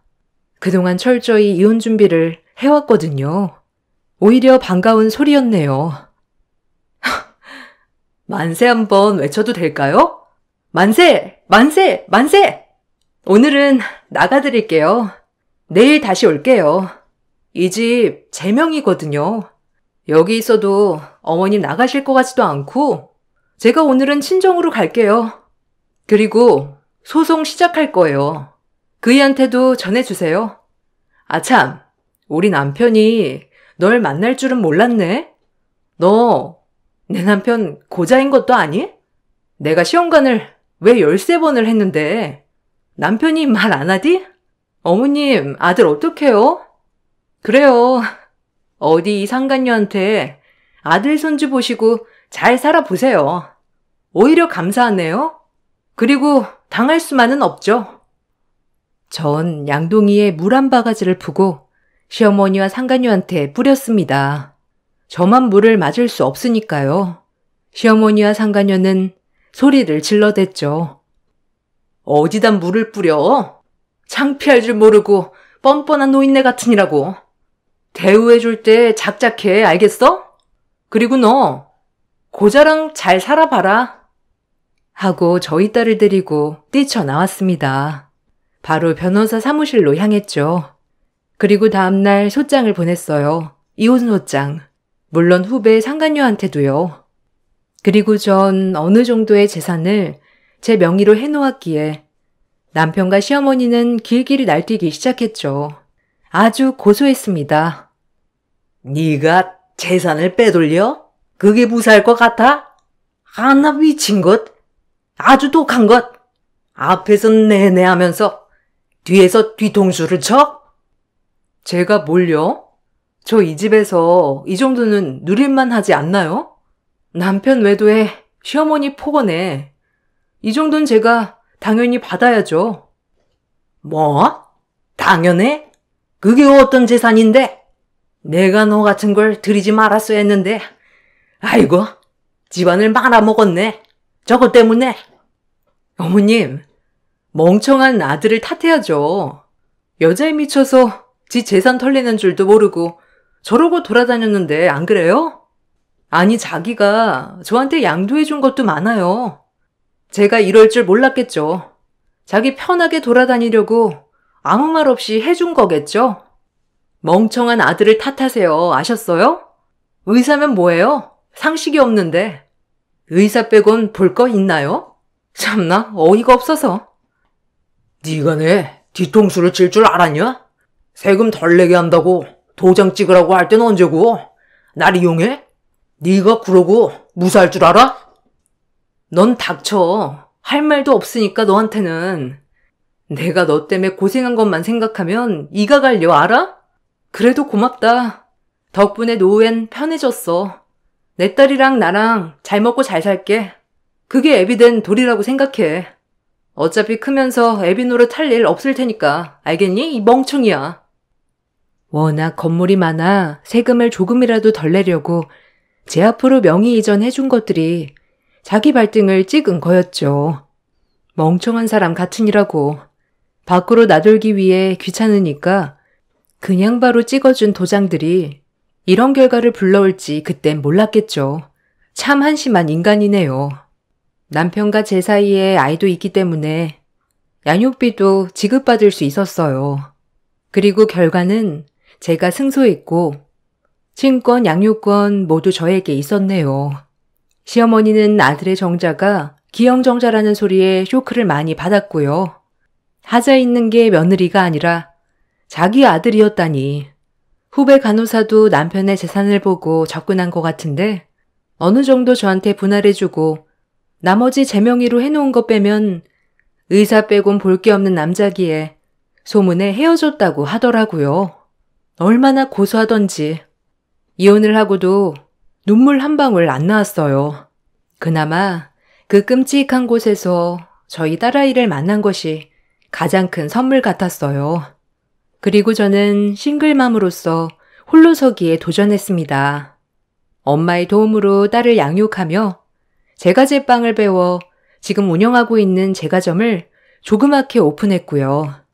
가게 자리가 좋아서 그런지 오픈 때부터 지금까지 바쁜 나날을 보내고 있네요. 딸아이는 저희 엄마와 아빠 그리고 제 사랑 덕분에 해맑게 크고 있는 중입니다. 시어머니는 딸이라고 그렇게 무시하더니 자기 아들이 대를 잇기 힘들다고 느꼈는지 딱 한 번 제 딸을 보고 싶다고 연락이 왔고요. 물론 답장도 하지 않고 바로 차단해 버렸네요. 이제 그 집구석이라면 끔찍하거든요. 제 인생에 있어 정말 후회스러운 결혼이지만 정말 인생 공부를 톡톡히 할 수 있었어요. 살면서 후회를 절대 안 할 순 없겠지만 후회를 만회하는 법도 배웠고요. 그리고 이젠 제 딸아이의 엄마로서 부끄럽지 않은 삶을 살려고 노력하고 있습니다. 글을 쓰다 보니 참 수고했다 나 자신이라고 생각이 드네요. 앞으로도 더 열심히 살아가야겠다 느끼는 중입니다. 이 글을 읽으시는 분들, 제 글 읽어주셔서 너무 감사합니다. 안녕하세요. 누구나 과거가 있듯 저에게도 남들에게는 말하지 못하지만 익명의 힘을 빌려서라도 말하고 싶어 용기 내어 글을 씁니다. 저는 서울에 거주하고 있는 40대 여성입니다. 어렸을 때 어려운 가정 형편으로 인해 공부를 끝마치지 못했어요. 겨우 고등학교만 나와 바로 취직을 하여 일을 하기 시작했습니다.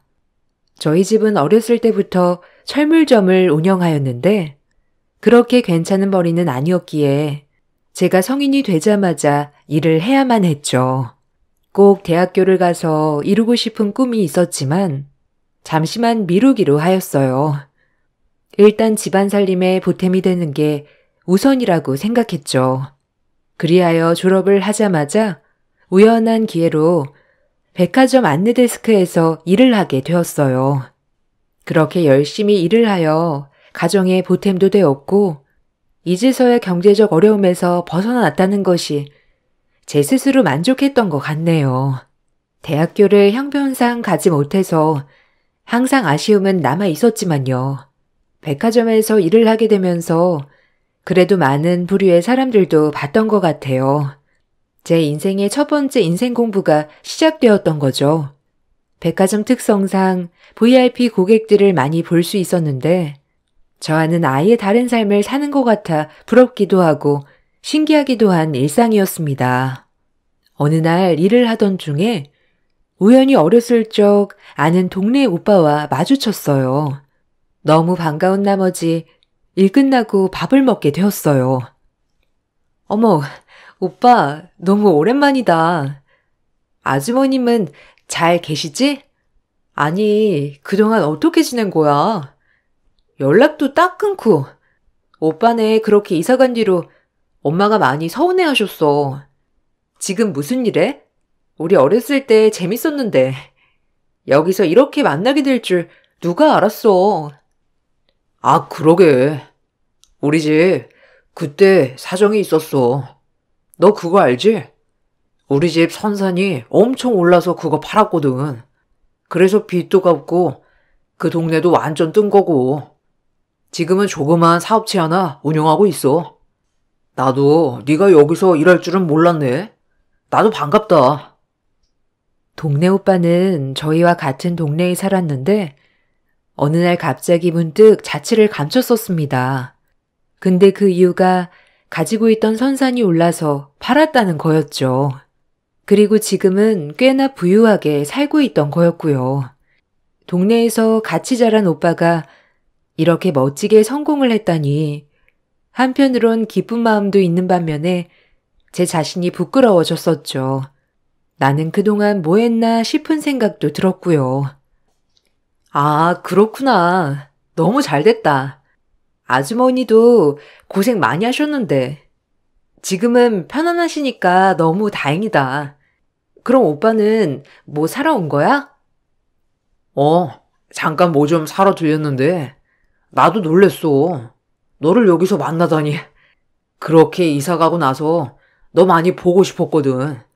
얘기를 못했던 것도 걸리고 오늘 이렇게 만나니까 너무 좋다. 오늘 오길 정말 잘한 것 같아. 어머님, 아버님은 건강히 잘 계시고? 그렇지. 그러게, 오빠네 말없이 이사 가는 바람에 나도 얼마나 놀랐는데. 그래도 지금이라도 만났으니까 종종 연락하면서 지내자. 동네에서 우리가 좀 친하게 지냈어?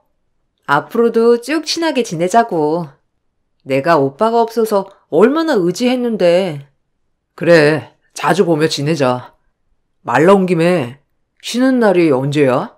너 쉬는 날 맞춰서 나도 쉴 수 있으니까 그때 또 만나자.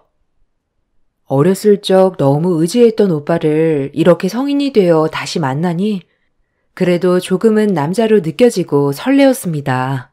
너무 멋있어진 오빠를 보니 저도 모르게 그런 마음이 들었나 봅니다. 다행히도 오빠도 저와 같은 마음이었죠. 그래서 저희는 본격적으로 그날을 계기로 종종 만남을 가지기 시작했습니다. 성인이 되고 성공한 오빠는 옛날의 동네 오빠가 아니었어요. 이건 너무 비싸다. 우리 딴 거 먹자. 이건 어때? 가격도 괜찮고 적당한 것 같은데. 이거 시킬까? 아니면 오빠 먹고 싶은 거 있어? 아, 수정아, 괜찮아. 다 시켜도 돼. 오빠 이런 거 사줄 능력 되니까 가격 보지 말고 다 시켜. 진짜 괜찮아. 너한테 쓰는 거 하나도 안 아깝다니까. 이거 먹고 너 옷도 좀 사줄게. 이제 내 여자친구면 이 정도는 입어줘야지. 괜찮으니까 다 골라. 알겠지? 사회 초년생인 제가 봐도 너무 멋있었네요. 그렇게 전 스며들었습니다. 남자친구가 된 오빠는 저에게 뭐든 아낌없었어요. 어렸을 때 서로의 집 형편을 너무 잘 아는지라 저희 집 형편을 말 안 해도 알았고 제가 형편 때문에 대학교를 가지 못하였다는 것도 마음 아파했죠. 그렇게 한 해 한 해 시간이 가고 저희는 결혼을 약속했어요. 하지만 두려운 마음도 컸었죠. 아직 저의 존재를 모르는 남자친구 어머님이 저를 보시면 좋아하실까 싫어하실까 등등 걱정 반 기대 반을 안고 있었습니다. 아주머니가 좋아하실까? 어렸을 때는 나름 예뻐해 주셨던 것 같은데 지금은 너무 달라졌으니까 오빠에 대한 기대도 크실 텐데 혹시 내 존재에 대해서는 말해봤어? 일단 오빠가 먼저 운을 띄워보는 게 낫지 않을까? 무턱대고 찾아가는 것보다? 아니야, 괜찮을 거야. 엄마도 너 똘똘하다고 어렸을 때 예뻐하셨잖아. 분명 좋아하실 거야. 그리고 얼마나 반갑겠어, 안 그래? 그렇게 남자친구 말만 덥석 믿고 남자친구의 집으로 인사를 갔습니다. 그래도 형편이 나아졌구나라고 생각은 했지만 그의 집을 와보니 정말 성공했구나라고 느꼈어요. 집은 평창동에 차고에 외제차들도 세 대나 있었죠. 눈으로 보니 주눅이 들었어요. 그렇게 초인종이 눌리고 떨리는 마음으로 아주머니를 맞이할 준비를 하였습니다. 그리고 문이 열리고 인사를 드렸죠. 아주머니, 너무 오랜만이에요. 안녕하셨어요? 저 기억하세요? 저 수정이에요. 너무 놀라셨죠? 제가 오빠 여자친구입니다. 엄마, 놀랬지? 나 만나고 있다는 사람이 수정이야. 수정이 알지? 왜? 우리 앞집에 철물점 했던 수정이네 있잖아. 아주머니는 놀라셨는지 말이 없었어요. 아니, 말을 하지 않으셨습니다. 아주머니의 침묵으로 모든 걸 알 수 있었어요. 아니, 수정이 오랜만이구나. 그래, 잘 지냈니? 여기는 어떻게? 아니, 그냥 뭐, 친한 오빠 동생이니 인사하러 온 거니? 아니, 수정이 내가 만나는 친구야. 말했잖아. 결혼하고 싶은 여자 있다고. 그게 수정이에요. 엄마도 수정이 어렸을 때 똘똘하다고 많이 좋아했잖아요. 맨날 며느리 삼고 싶다고 했으면서 안 그래? 수정이 부모님도 엄마 되게 보고 싶어 하셨대. 뭐? 결혼? 너 무슨 결혼이 장난이니? 만난 지 얼마나 됐다고 결혼이야. 수정인 반가웠고 인사는 했으니 돌아가거라. 그렇게 어렸을 적 친하게 지냈던 아주머니, 아니 예비 시어머님께 문전박대를 당했어요. 아무래도 어머님은 나아진 경제 상황만큼 그에 맞는 며느리를 바라는 것 같았죠. 저는 어머님께 어렸을 적 가난한 철물점집 딸 그 이상 그 이하도 아니었습니다. 그렇게 저희는 문전박대를 당하고 밖으로 나오게 되었죠. 처음 겪는 상황에 얼떨떨하기도 하고 눈물이 주르륵 흘렀어요. 미안해, 수정아. 내가 미리 엄마한테 말을 했어야 했나 봐. 엄마가 너무 놀라서 그런 것 같아. 다음에 다시 와서 인사드리자. 다음에 와도 변하지 않으실 것 같은데? 우리 결혼할 수 있을까? 아주머니는 내 형편을 다 아시니까 싫으신가 봐. 이제는 오빠네 집이랑 비슷한 환경을 가진 사람이랑 결혼하길 바라는 것 같아. 자신 없다. 이게 맞는 건지도 모르겠어. 그렇게 그날은 문전박대를 당하고 돌아가야 했어요. 저는 집에 가서 펑펑 울었죠. 이 모든 것이 가난해서인가? 내 직업 때문인가? 자책하며 그날은 밤을 꼴딱 새웠죠. 그리고 다음날 저는 퉁퉁 부은 눈을 하고 일터로 가야 했어요. 그렇게 출근을 하였죠. 정신이 없는 상태에서 일하고 있는데 누군가 제 앞에 섰어요. 안내를 해드리려고 눈을 마주치는 순간 놀랄 수밖에 없었죠. 놀랐니? 인태한테 물어서 찾아왔다. 백화점에서 일한다더니 안내 데스크에서 일하고 있었구나. 잠깐 시간 되니? 아, 네. 10분만 있으면 교대 시간이라서요. 저기 안쪽에 가보시면 커피숍 있어요. 가서 계시면 교대하고 갈게요.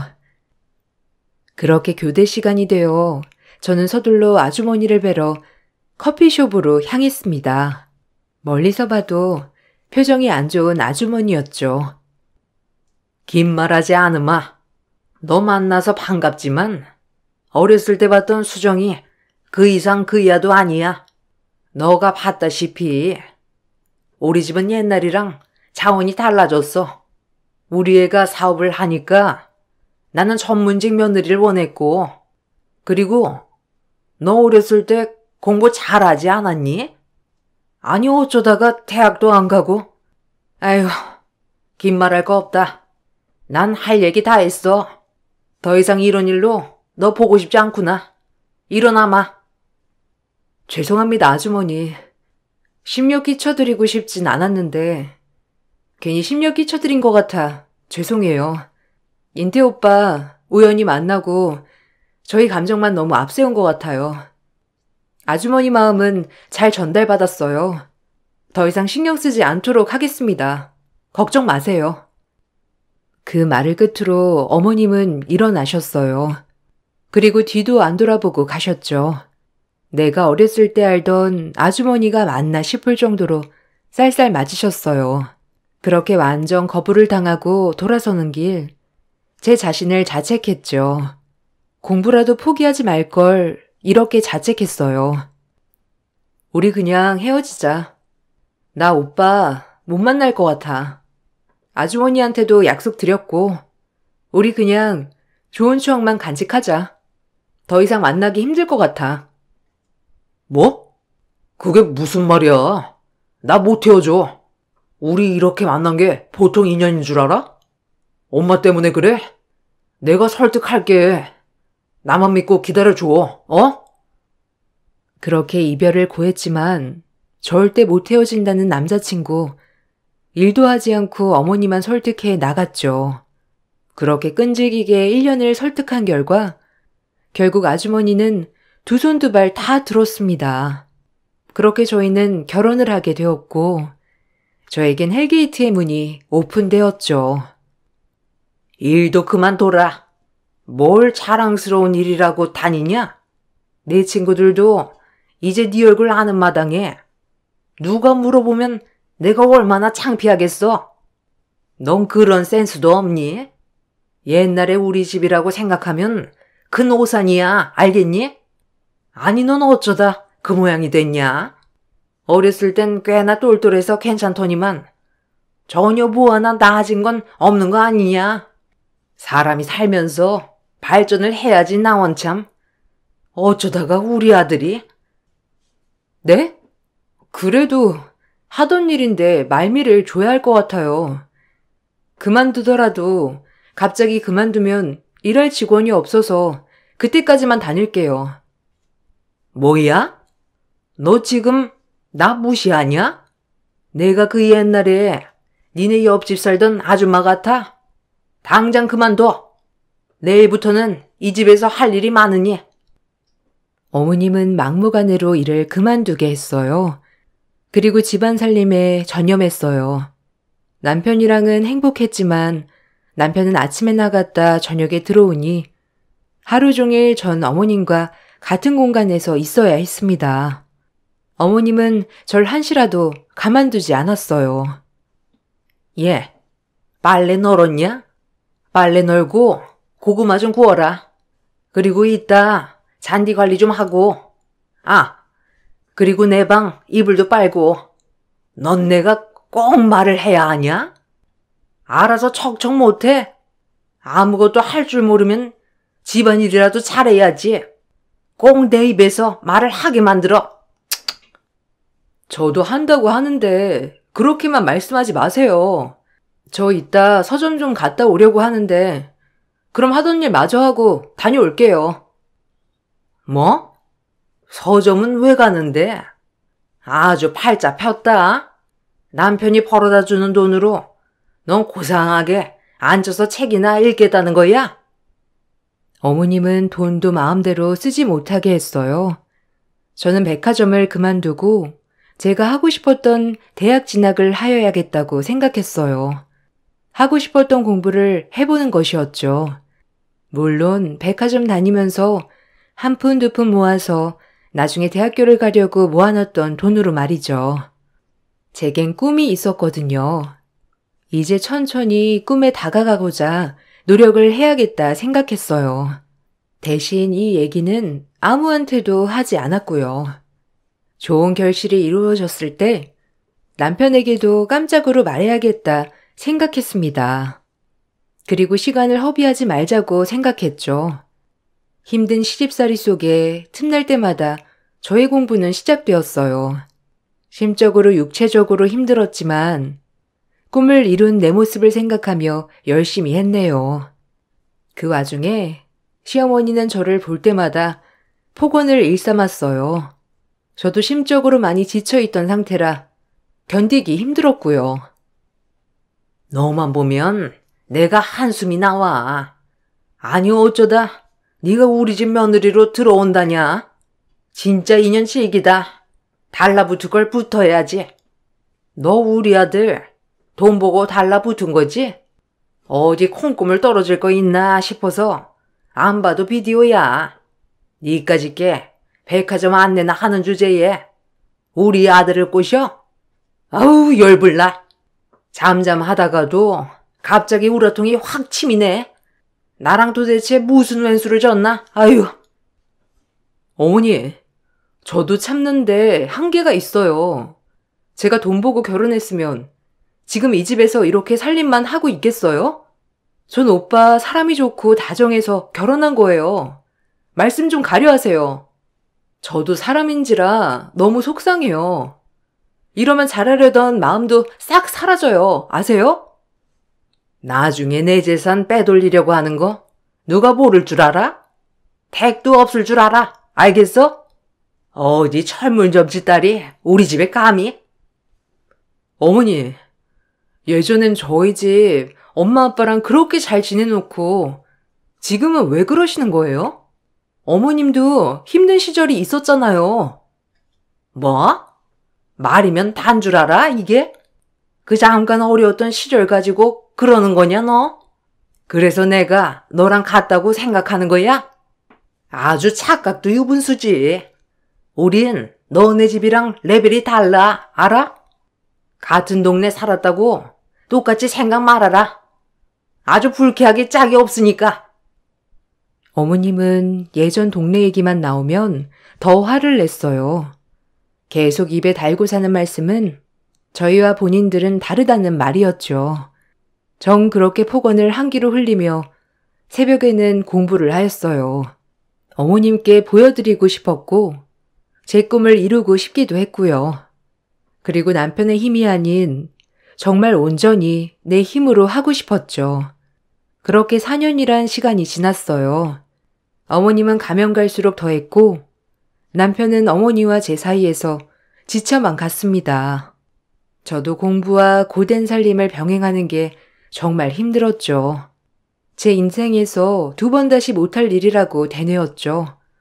노력은 결과를 배신하지 않는다는 말을 가슴에 새기며 아침부터 저녁까진 고된 집안 살림을, 저녁부터 새벽까진 대학교 입학 공부를 끊임없이 했습니다. 너무 앞만 보고 달려온 걸까요? 4년이란 시간이 지나고 보니 남편은 저에게 마음이 떠난 지 오래였죠. 어머니와 저의 고부 갈등도 지치고 일도 힘들고 저와의 대화도 줄더니 이제는 밖으로 돌기 시작했어요. 남편이 저에게 차가워지자 시어머니는 이때가 적기라고 생각했는지 남편에게 이간질을 하기 시작했습니다. 어이가 없었죠. 쟤 무슨 생각하는지 아예 모르겠다 아주. 분명 집안 재산 빼돌리려고 하는 거야. 그리고 애가 얼마나 바락바락 대드는지 내가 살맛이 안 난다. 애비 없으면 아주 심의를 산송장 취급하는데 내가 억울해서 살 수 있겠냐? 너만 없으면 돌변하는 것을. 뭐? 엄마 말이 사실이야? 당신 집에 있으면서 어머니한테 말대꾸하고 그러는 거야? 집에서 그렇게 할 일이 없어 그래? 아니 당신 무슨 말을 그렇게 해? 내가 어머님한테 말대꾸를 할 사람으로 보이는 거야? 하루 종일 어머님이 하라는 거 하고 밤이 돼서야 겨우 4시간 생기는 거 자기가 더 잘 알잖아. 어떻게 어머님 말만 듣고 나한테 그렇게 말을 할 수가 있어? 아 진짜? 이제 다 지겹다. 시간이 지나면 해결될 것 같았는데 네가 어떻게 했길래 어머니가 매번 저러시는지도 이해가 안 가. 그렇게 어머님의 이간질로 남편은 더 저에게서 멀어져 갔어요. 그 멀어진 틈을 타 어머님은 대놓고 마담 뚜를 불러 남편의 재혼자리를 알아보곤 했죠. 서글펐습니다. 그리고 정말이지 어떻게 해야 할지 모르겠더라고요. 저조차도 혼란스러웠으니까요. 이제 인태 마음만 완전히 돌리면 된다. 넌 이 집 재산에 기여한 것도 없으니 빈몸으로 온 그대로 나가기만 하면 돼. 이제 알겠니? 넌 유효기간이 5년도 안 되는 애야. 알아서 눈치껏 나가길 바랄것만 기어이 내가 이렇게까지 해야 해? 우리 인태는 재장가여도 선볼 사람들이 줄을 섰다. 승무원이니 선생님이니 너랑은 비교도 안 되지. 네 수준을 이제 알겠어? 어머니, 진짜 너무하네요. 도대체 왜 그러는 거예요?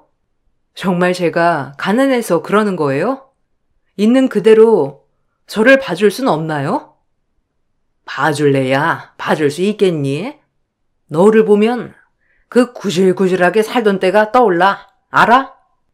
그리고 넌 그때나 지금이나 발전도 없이 한심하고 그런 애가 남자 하나 물어서 인생 필려고 하는 게 내가 용납이 안 돼. 너란 애랑은 도저히 같이 살 수가 없어. 누군 좋아서 이런 삶 사는 줄 알아요? 제가 그동안 그럼 이 시댁에서 어머님이 하라는 거 다 하고 외출 한 번도 못하고 이렇게 산 거는요? 제가 인생 필려고 시집 갔으면 그동안 집에만 있었겠어요? 도대체 왜 이렇게 저를 믿어주지 않는 거예요? 어렸을 땐 안 그러셨는데. 아무것도 가진 게 없는 애가 몸으로라도 때워야지 안 그러니? 난 너를 우리 집 가정도우미 그 이하로도 생각해 본 적 없어. 충격적이었죠. 절 싫어하는 건 알았지만 그동안 가사도우미로 생각했다니 너무 가슴에 상처가 되었어요. 그리고 말했죠. 전 그래도 당신을 정말 잘 모시고 싶었는데 당신에겐 가사도우미 그 이하도 아니었다고 하니 드릴 말씀이 없네요, 더 이상. 제가 노력한다고 한들 달라질 것 같지도 않고요. 제가 어떻게 해드리면 좋겠어요? 말해보세요. 뭐, 당신? 그래, 내가 원하는 건 너 빈털터리로 이 집 나가는 거.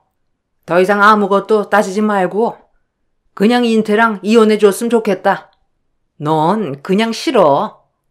널 보면 가난이 다시 전염될 것 같아. 너희 집 철물점도 그대로고 발전도 없이 말이야. 빈몸으로 왔으니 빈몸으로 나가거라. 이 말을 듣고 걸레를 어머니 쪽으로 확 패대기 친 후 남편에게 전화를 했습니다. 그리고 남편에게 말했어요. 마음 떠난 남편의 태도 또한 시어머니와 같았지만요. 남편은 또 무슨 일이 난 거냐 하면서 집에 귀가를 했죠. 귀가한 남편을 데리고 거실에서 얘기를 꺼냈어요. 너무 우라통이 치밀어서요. 당신 어머니가 우리 이혼 말씀하시는데 오빠는 어떻게 하고 싶어? 나도 이제 지친다. 어머니는 나 며느리로 생각 안 해. 지금도 내가 있거나 말거나 오빠 재혼자리 알아보는데 내가 더 이상 어떻게 해야 해?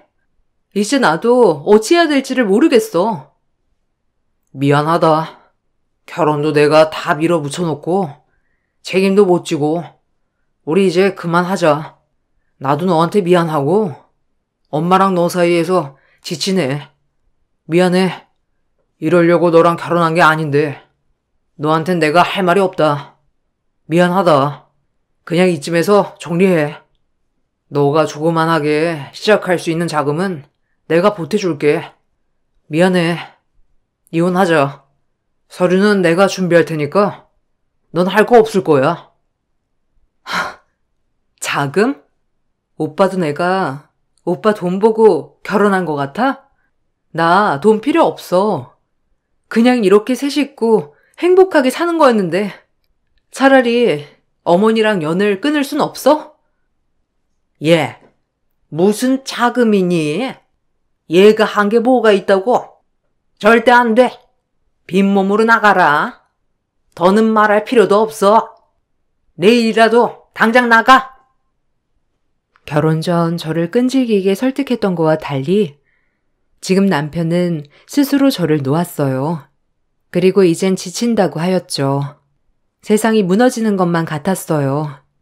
계속되는 시어머니의 폭언, 지켜줄 수 없다는 남편을 보고 있자니 이 집에 내가 있을 필요는 없다고 느꼈네요. 내 그럴 줄 알았지. 너한테 질린 게야. 이럴 줄 알았으면 혼인신고도 말리는 건데 굳이 우리 아들한테 이혼남 딱지를 붙게 만들다니.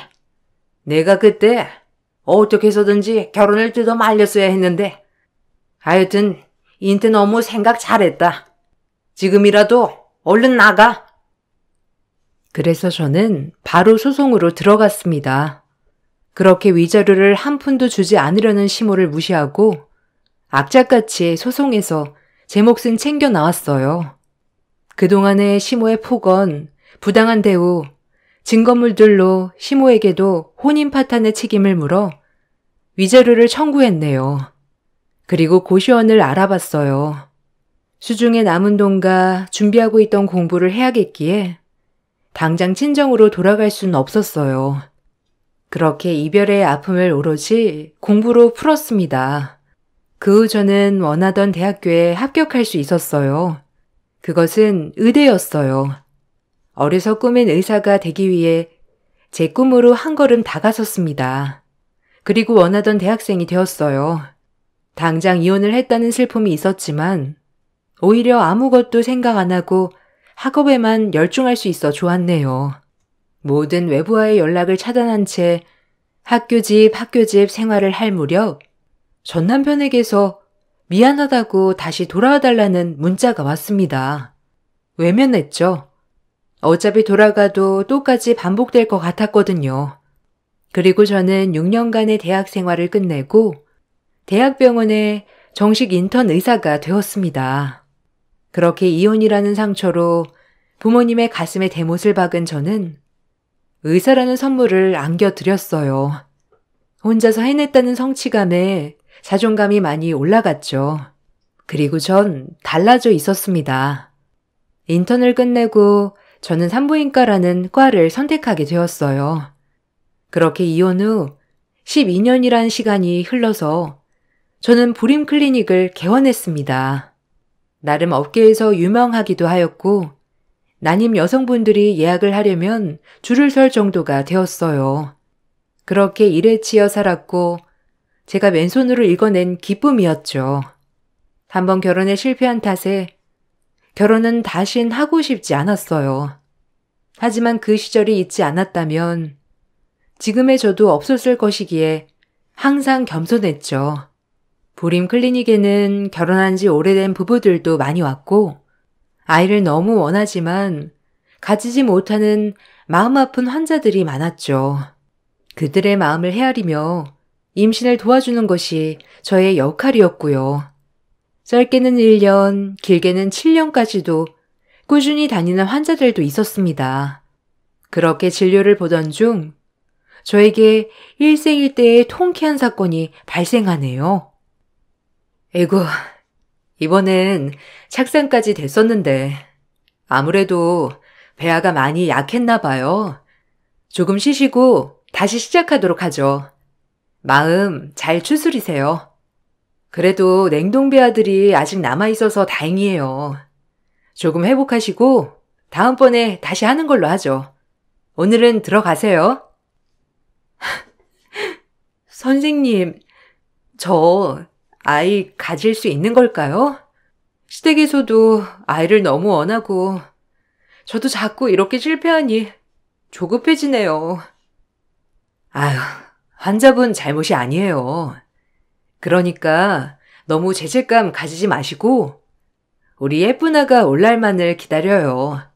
시험관의 끝은 해피엔딩이니까요.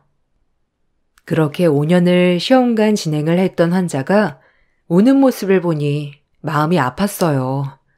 그렇게 한 번 더 시험관을 진행하기로 하고 약속을 잡고 환자분은 돌아가셨죠. 그렇게 다음 진료날이 되었고 제가 잠깐 진료에 늦은 날이 있었어요.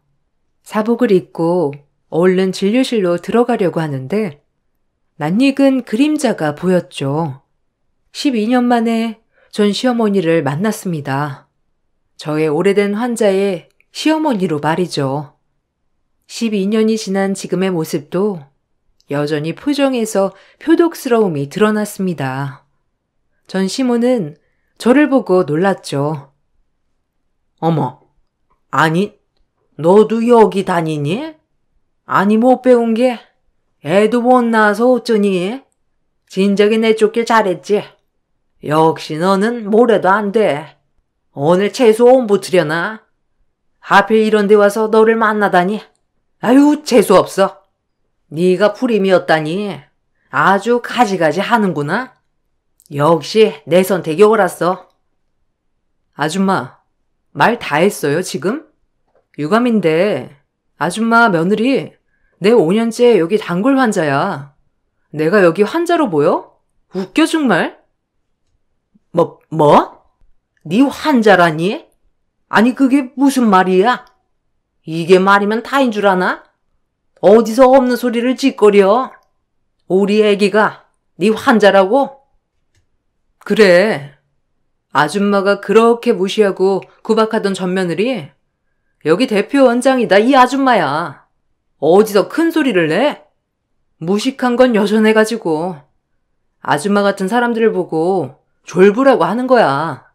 졸부가 수중에 돈이 생기면 눈이 돈다더니 아줌마가 딱 그 짝이야. 저의 12년 묵은 체증이 내려가는 것 같았습니다. 전 아줌마의 일그러진 표정을 보고 통쾌하다는 생각이 먼저 들었네요. 어머, 어머니, 왜 그러세요? 여기 저 봐주시는 원장님이세요. 아휴, 죄송합니다, 원장님. 저희 어머님이 뭘 좀 오해한 것 같아요. 아니요, 다정씨. 다정씨가 죄송할 건 없죠. 시어머님이 저분이었다니 놀랍네요. 오늘은 시어머니랑 방문하신 건가요? 남편분은 항상 오면 검사실로만 들어가니까 다정씨 남편일 줄은 상상도 못했는데 다정씨도 마음고생이 이만저만 아니겠네요. 전 오히려 그 아줌마의 며느리인 저희 환자가 더 신경이 쓰였어요. 애를 낳지 못한다면 얼마나 구박을 받을까 싶었죠. 그리고 무슨 운명의 장난인가 싶었네요. 그렇게 구박하던 전 며느리의 병원에서 현 며느리가 불임 치료라니 참 예기치 못한 상황이었죠. 아니 네가 진짜 의사라고? 지금 그 말을 믿으라는 거야? 아니 니까지 이게 어떻게 의사가 됐어? 어이가 없네 진짜. 무슨 니까지 있게? 저까지 있게라니. 아줌마, 말 가려서 해요. 지금 여기가 어디라고 와서 큰 소리야? 누군 막말 못하는 줄 알아? 경찰 부르기 전에 당장 나가. 내가 돈 좀 있어 보니까 알겠던데. 돈도 잘 써야 돈이지. 아줌마처럼 있는 티는 다 내고 남 무시하면서 자랑하는 돈은 더러운 돈이더라고. 나 당신 치료하는 거 아니니까 아줌마 재산 많다고 자랑하지 말고요. 교양을 좀 익히세요. 무식해서 말을 섞을 수가 있어야지. 뭐? 이게 말이면 탄 줄 아나? 아주 너 많이 컸다. 거지 같은 것을 걷어서 들었더니만 지 분수를 모르고 설쳐대? 의사면 다야? 아줌마, 마음 좀 곱게 써요. 그러니 손주가 안 생기지. 지금 당신 아들 자식 못 낳는 거 당신 때문이라고 생각 안 해? 마음 좀 곱게 써, 이 아줌마야. 아니 이게 어디서? 아우 말도 안 돼. 네가 감히 나한테 그런 모욕을 줘? 내가 누군지 알고 네가 감히 나를 함부로 대? 아줌마, 착각 속에서 그만 나와요. 저기요, 경호팀 불러서 이 아줌마 좀 내쫓으세요. 병원물이 들어오셔서 되겠어요? 전 그러고 진료실로 들어와 버렸습니다. 그 후 심장도 떨렸죠. 밖에서 길길이 날뛰는 소리가 들렸지만 직원들로 인해 쫓겨났고요. 통쾌했죠. 이렇게 만날 줄은 꿈에도 몰랐거든요. 하지만 이렇게나마 저의 잘된 모습을 보여줘서 너무 좋았습니다. 그리고 다음날 그 환자가 다시 찾아왔어요. 일단 어제 일을 사과하고 싶다고 하더군요. 본인 시어머니한테 얘기는 들었다며 사실인지 물어보길래 있는 사실 그대로를 말해줬습니다. 그리고 여기서 치료를 해도 되고 다른 데로 전원을 해도 된다고 말씀드렸죠. 다정 씨도 많이 놀랬겠어요. 전 시어머니 맞아요. 저도 놀랍네요. 제가 의사 되기 전 며느리였거든요. 전 4년을 그 집의 노예였어요. 매일 돈 보고 결혼한 사람 취급을 하면서 하여튼 지금은 아예 말도 섞고 싶지 않네요. 하지만 다정 씨한테는 감정 없어요. 제가 그 집에 도움 한 번 받은 적 없고요.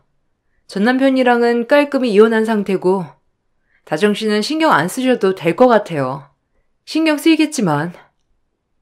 아, 그렇군요. 어제 어머니의 무례는 잊어주세요. 저는 선생님한테 남은 치료를 받고 싶긴 한데 아무래도 선생님이 불편하시겠죠? 아니요, 전 괜찮아요. 뭐 일이니까. 전 일이랑 감정이랑은 섞지 않아요. 그래도 혹시라도 불편하시다면 제가 잘 아는 선생님 병원에 전원시켜 드릴게요. 그 선생님도 나님은 유명하신 분이니 다정 씨도 괜찮으실 거예요. 오히려 한 번씩 전원해도 좋은 케이스들도 많고요. 네, 그래 주시면 감사하죠. 그리고 정말 죄송해요. 저 때문에 괜히 큰소리 나게 만든 것 같아서. 선생님이 저 신경 많이 써주셨는데. 아니에요. 저 정말 괜찮아요. 그리고 다정 씨, 포기하지 않으면 예쁜 아이가 올 테니까 마음 편하게 먹고 기다려봐요.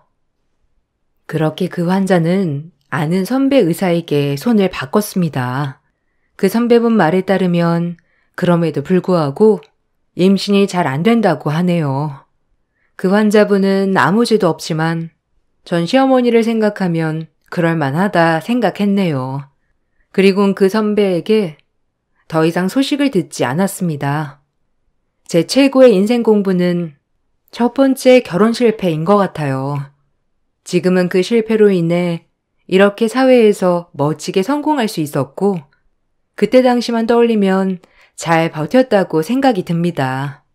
그때 그냥 아무것도 나아지는 거 없이 구박만 듣고 살림만 했다면 제가 이렇게 될 수 있었을까라는 생각도 들고요. 힘들어도 시집살이와 공부를 겸하길 정말 잘했다 생각했어요. 전 남편 때문에 결혼이란 환상이 다 깨졌지만 이제 다 잊고 좋은 사람 만나 저도 재혼을 준비해 보려 합니다. 아무한테도 할 수 없는 저의 이야기지만 오늘은 이렇게 글로나마 풀어봤네요. 여러분들도 실패했다고 좌절하지 마시고 내 자신을 믿고 달려가다 보면 좋은 일은 반드시 올 거예요. 제 사연 끝까지 들어주셔서 감사합니다.